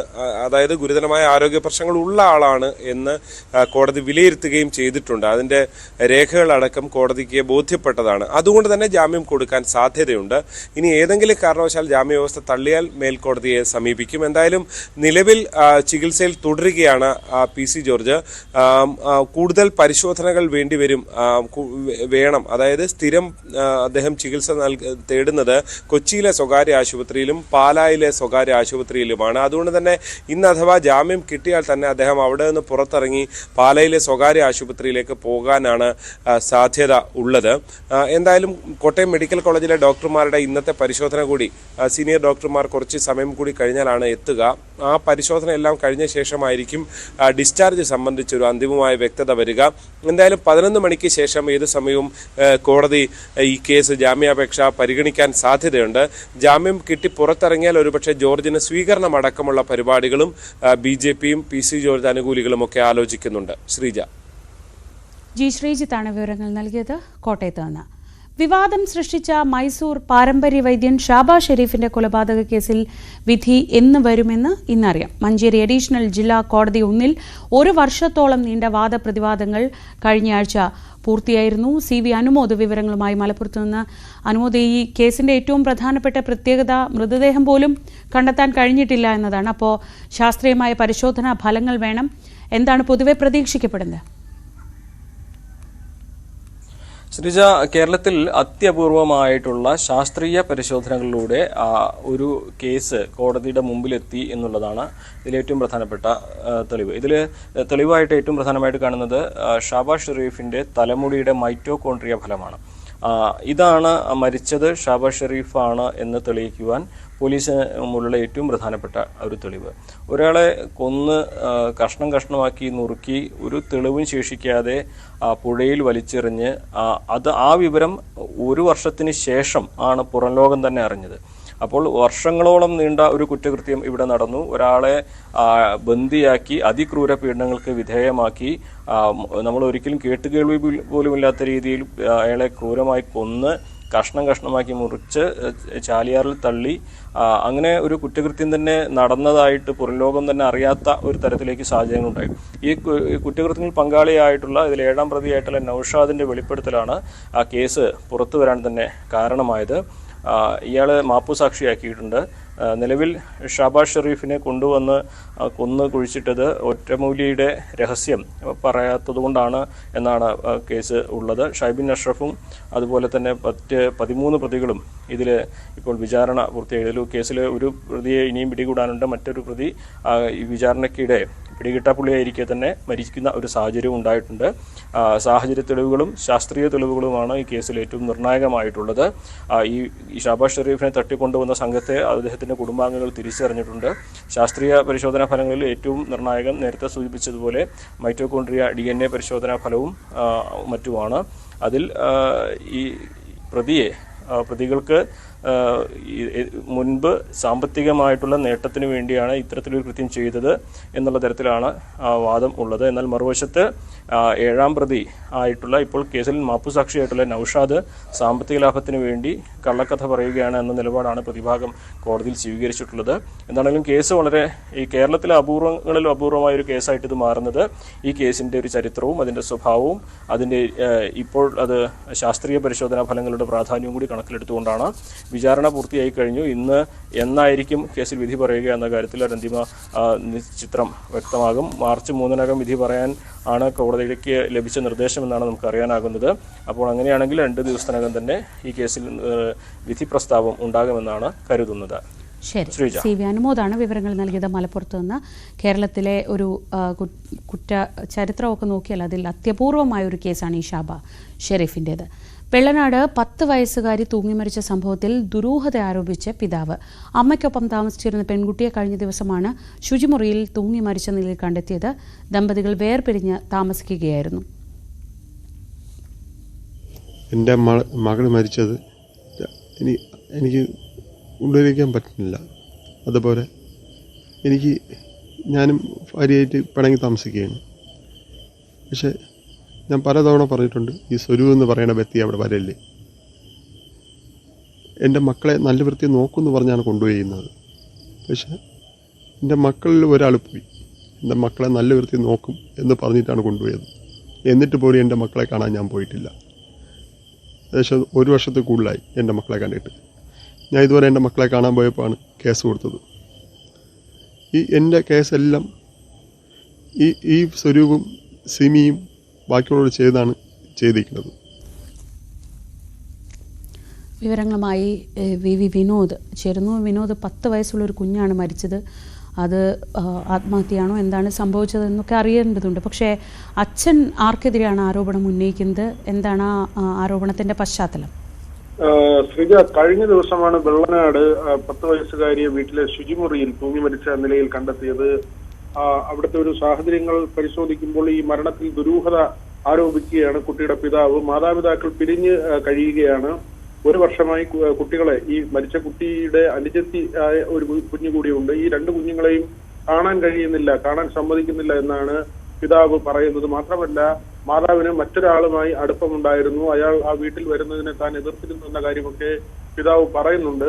കഴിഞ്ഞ ദിവസമാണ് ഈ കുട്ടിയെ തൂങ്ങി മരിച്ച നിലയിൽ കണ്ടെത്തിയത്. അതിൽ ഒരു വിശദീകരണം വരുന്നത്, നേരത്തെ ചില വിവരങ്ങൾ വന്നത്, ഈ രണ്ട് കുഞ്ഞുങ്ങളും പേനയ്ക്ക് വേണ്ടി ഒരു തർക്കമുണ്ടായി. ഇളയ കുഞ്ഞിന്റെ കയ്യിലാണ് പേന ഇരുന്നത്.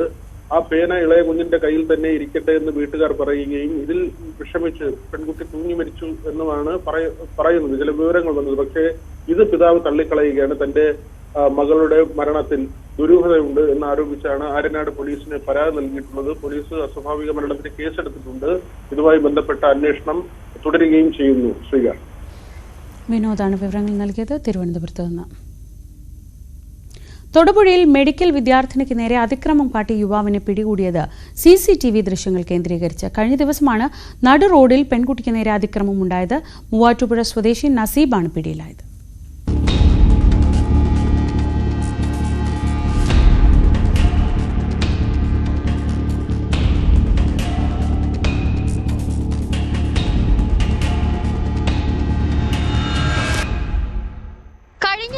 പകൽ തൊടുപുഴയിലാണ് സ്കൂട്ടറിൽ സഞ്ചരിക്കുകയായിരുന്ന മെഡിക്കൽ വിദ്യാർത്ഥിനിയെ നസീബ് പീഡിപ്പിക്കാൻ ശ്രമിച്ചത്.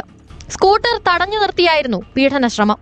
സുഹൃത്തിനെ ബസ് കയറ്റിവിട്ട ശേഷം താമസ സ്ഥലത്തേക്ക് മടങ്ങുകയായിരുന്നു വിദ്യാർത്ഥിനി. ഈ സമയത്താണ് നസീബിന്റെ ആക്രമണമുണ്ടായത്. വിദ്യാർത്ഥിനിയെ പിന്തുടർന്നെത്തിയ ഇയാൾ കാഞ്ഞിരമറ്റത്ത് വെച്ച് വാഹനം തടഞ്ഞ ശേഷം പെൺകുട്ടിയെ കടന്നു പിടിക്കുകയായിരുന്നു.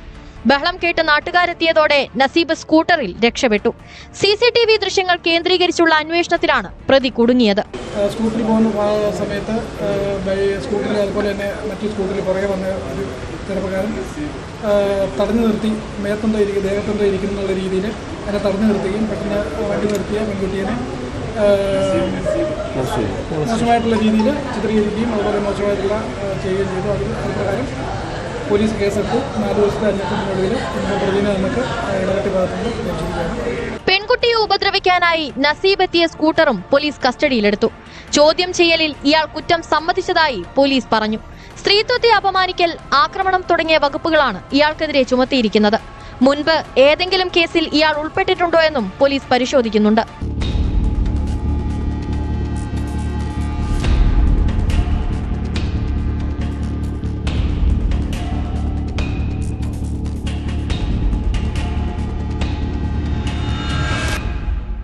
ന്യൂസ് 18 ഇടുക്കി. കോഴിക്കോട്ട് നിയമ വിദ്യാർത്ഥിനി ആത്മഹത്യ ചെയ്ത സംഭവത്തിൽ ഇനിയും ദുരൂഹത നീങ്ങിയിട്ടില്ല. ആൺ സുഹൃത്ത് കെണിയിൽപ്പെടുത്തിയതാണ് പെൺകുട്ടിയുടെ മരണത്തിലേക്ക് നയിച്ചതെന്നാണ് ബന്ധുക്കളുടെ ആരോപണം. സമഗ്ര അന്വേഷണം വേണമെന്ന് കുടുംബം ആവശ്യപ്പെടുകയാണ്. കേസിൽ കോവൂർ സ്വദേശിയായ യുവാവിനായി പോലീസ് തെരച്ചിൽ ഊർജിതമാക്കിയിട്ടുണ്ട്.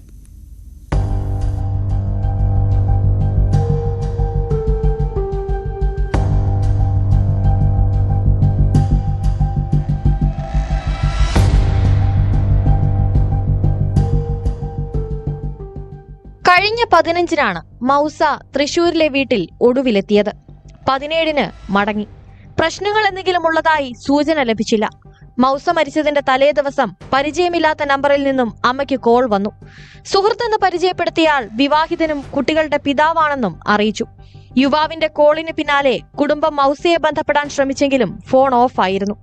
പിന്നീട് മറ്റൊരു ഫോണിൽ നിന്നും അച്ഛനെ വിളിച്ച് ഫോൺ തകരാറിലാണെന്നും നന്നാക്കിയ ശേഷം തിരികെ വിളിക്കാമെന്നും അറിയിച്ചു. കഴിഞ്ഞ 15-ാം തീയതി വന്ന് 17-ാം തീയതി വളരെ ഹാപ്പി ആയിട്ട് യാതൊരു പ്രശ്നങ്ങളില്ലാണ്ട് വളരെ ഹാപ്പി ആയിട്ട് പോയ കുട്ടിയാണ്. എൻ്റെ വീട്ടിൽ യാതൊരു വിഷമങ്ങളോ ഒരു പ്രയാസങ്ങളോ ഒരു കാര്യത്തിലും ഈ കുട്ടിക്ക് ഇന്നുവരെ ഉണ്ടായിട്ടില്ല. അവിടെ തന്നെ കഴിഞ്ഞ മാസം പഠിച്ച് ഫസ്റ്റ് ടെസ്റ്റിൽ തന്നെ ഡ്രൈവിംഗ് ലൈസൻസ് വരെ പാസ്സായ കുട്ടിയാണ്.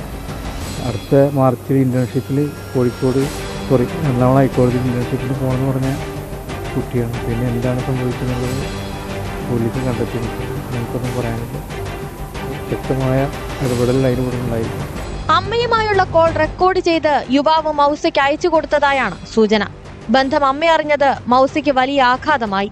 ഇതിനെ ചൊല്ലി ഇരുവരും വഴക്കിടുകയും ചെയ്തു. ഇയാൾ വിവാഹിതനും കുട്ടികളുടെ പിതാവാണെന്നതും ഞെട്ടിച്ചു. ഇതേ ചൊല്ലിയും വാക്കേറ്റമുണ്ടായി.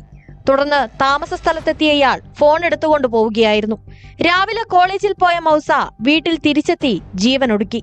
യുവാവുമായി അടുത്തതോടെ മറ്റു സുഹൃത്തുക്കളുമായി മൗസ അകന്നതായി പാർട്ട് ടൈം ജോലി ചെയ്യുന്ന സ്ഥാപനത്തിന്റെ ഉടമ പറഞ്ഞു. യുവാവിന്റെ കാറിൽ പലപ്പോഴും കണ്ടിരുന്നു. വലിയ സമ്മർദ്ദത്തെ തുടർന്നാണ് മൗസ ജീവനൊടുക്കിയതെന്ന് കരുതുന്നതായും സുഹൃത്ത് പറയുന്നു. വലിയൊരു പ്രഷർ ഇതിന്റെ ബാക്കിലുണ്ടാവും, വലിയ രീതിയിൽ. അല്ലെങ്കിൽ ഇവർ ഒരിക്കലും അങ്ങനെ ചെയ്യൂല. കല്യാണമായിട്ട് ബന്ധപ്പെട്ട ആളാണ്, രണ്ടാമത് ഇവളായിട്ട് സൗഹൃദം സ്ഥാപിച്ചെന്നുള്ളത്. ഒരു പ്രഷർ ഇല്ലാതെ കുട്ടി വലിയ രീതിയിലുള്ള ഒരു സമ്മർദ്ദം അതിന്റെ ബാക്കിലുണ്ടാവും.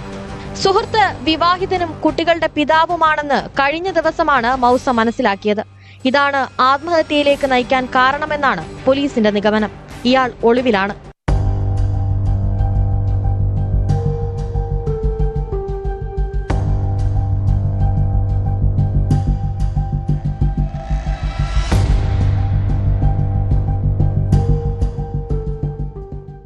ന്യൂസ് 18 കോഴിക്കോട്. കൊട്ടാരക്കരയിൽ ബാറിൽ സംഘർഷമുണ്ടാക്കിയ 3 ജീവനക്കാർ അറസ്റ്റിൽ. മർദ്ദനത്തിന്റെ ദൃശ്യങ്ങളും പുറത്തുവന്നു. കൊട്ടാരക്കര ഇഞ്ചക്കാട് പ്രവർത്തിക്കുന്ന ബാറിലാണ് സംഘർഷമുണ്ടായത്.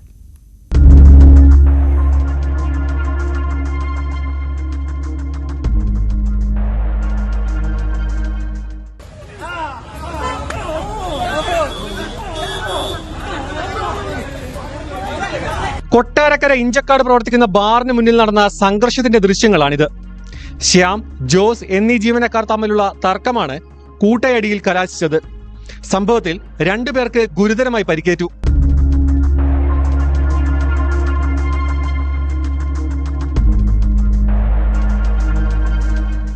സംഭവത്തെക്കുറിച്ച് പോലീസ് പറയുന്നത് ഇങ്ങനെ: ശ്യാമും ജോസും ഹൗസ് കീപ്പിംഗ് സെക്ഷനിലെ ജീവനക്കാരാണ്.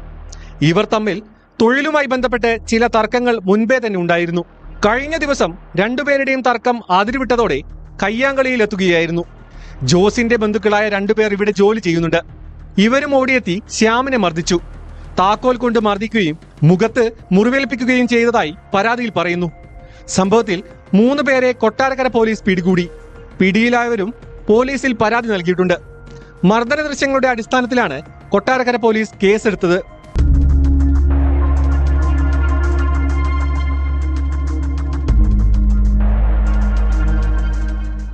ന്യൂസ് 18 കൊട്ടാരക്കര. വടക്കാഞ്ചേരിയിൽ രാത്രിയിൽ സുഹൃത്തുക്കൾ തമ്മിലുണ്ടായ തർക്കം യുവാവിന്റെ ജീവനെടുത്തു. വാക്കേറ്റത്തെ തുടർന്നാണ് വടക്കാഞ്ചേരി സ്വദേശി സേവ്യറിനെ കൊലപ്പെടുത്തിയത്. സേവ്യറിനൊപ്പം ഉണ്ടായിരുന്ന സുഹൃത്ത് അനീഷിനും കുത്തേറ്റു. ഇവരുടെ തന്നെ സുഹൃത്ത് വിഷ്ണുവാണ് കൊല നടത്തിയതെന്നാണ് വിവരം.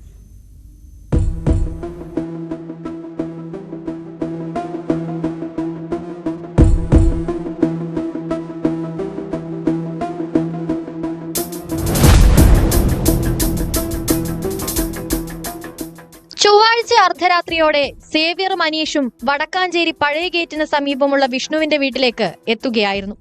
സേവ്യറും അനീഷും ചേർന്ന് വിഷ്ണുവിനെ വീടിന് പുറത്ത് വിളിച്ചിറക്കിയതിനെ തുടർന്ന് മൂവരും തമ്മിൽ വാക്കുതർക്കമായി.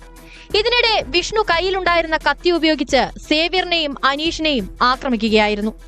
സേവ്യറിന്റെ നെഞ്ചിലും വയറിലും ഗുരുതരമായി പരിക്കേറ്റു. 2 പേരെയും മെഡിക്കൽ കോളേജ് ആശുപത്രിയിൽ എത്തിച്ചെങ്കിലും രാവിലെ സേവ്യർ മരിക്കുകയായിരുന്നു.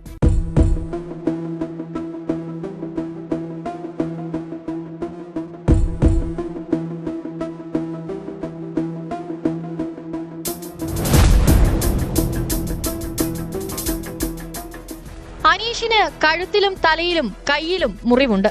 സേവ്യർ കെട്ടിട നിർമ്മാണ കരാറുകാരനും അനീഷ് പെയിന്റിംഗ് പണിക്കാരനുമാണ്. പോലീസ് സ്റ്റേഷനിലെ റൌഡി ലിസ്റ്റിലുള്ള 32-കാരനായ വിഷ്ണു നിരവധി ക്രിമിനൽ കേസുകളിൽ പ്രതിയാണ്. ഒളിവിലുള്ള പ്രതിക്കായി അന്വേഷണം തുടങ്ങി. മൂവരും സുഹൃത്തുക്കളായിരുന്നെന്നാണ് വിവരം. കൊലപാതകത്തിന്റെ കാരണം സംബന്ധിച്ചും പോലീസ് അന്വേഷണം നടത്തിവരുന്നു.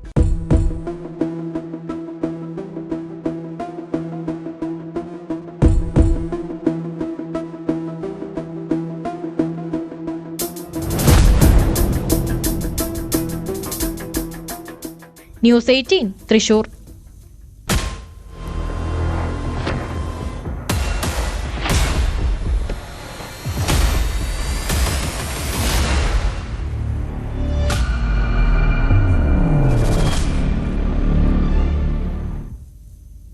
ഇനി ഇന്നത്തെ ദിവസം സ്പെഷ്യൽ ഡേ ആയി ആഘോഷിക്കുന്ന ചിലർക്കുള്ള ആശംസകളാണ്. ആരൊക്കെയാണെന്ന് നോക്കാം. കൊല്ലം ആയൂർ സ്വദേശി ഷഫ്നയുടെ ജന്മദിനം ആണ്. ആശംസകളോടെ മകൻ യാസിനും ഭർത്താവ് നിയാസും.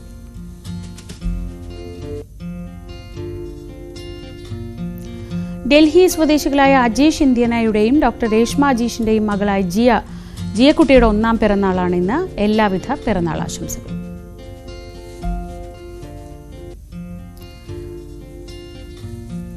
കൂറ്റനാട് സ്വദേശികളായ രമേശിന്റെയും ഗ്രീഷ്മയുടെയും മകൻ യാഷുവിന്റെ 1ാം പിറന്നാളാണ് ഇന്ന്. യാഷുവിന് പിറന്നാൾ ആശംസകൾ. Happy birthday. നിങ്ങളുടെ ഇതുപോലെയുള്ള സ്പെഷ്യൽ ഡേ ഞങ്ങളെ അറിയിക്കാം. ആ സന്തോഷ ദിനത്തിൽ നമുക്കൊന്നിച്ച് ആ സന്തോഷം പങ്കുവയ്ക്കാം. ന്യൂസ് 18 സ്ക്രീനിൽ നിങ്ങൾക്കും എത്താം. അതിനായി വാട്സപ്പ് ചെയ്താൽ മാത്രം മതി. വാട്സപ്പ് ചെയ്യേണ്ട നമ്പർ 9346975748. വാട്സപ്പ് ചെയ്യേണ്ട format special day space name space phone number.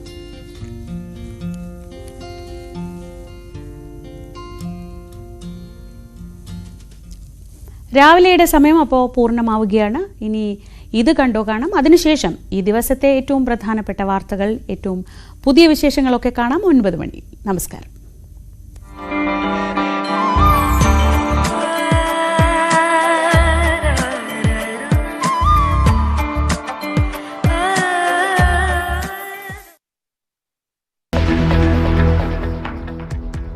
Venjaramoodu കൂട്ടക്കുരുതിക്ക് പിന്നിൽ സാമ്പത്തിക ബാധ്യതയെന്ന് അഫാന്റെ മൊഴി. ആലോചിച്ചുറപ്പിച്ചത് ആത്മഹത്യ. കൂട്ടക്കൊല നടത്തിയത് എല്ലാവരും മരിക്കില്ല എന്ന ആശങ്കയിലെന്നും പ്രതി. ഉമാ ഷെമിക്ക് മാത്രം 65 ലക്ഷം രൂപ കടമുണ്ടെന്ന് പോലീസ്.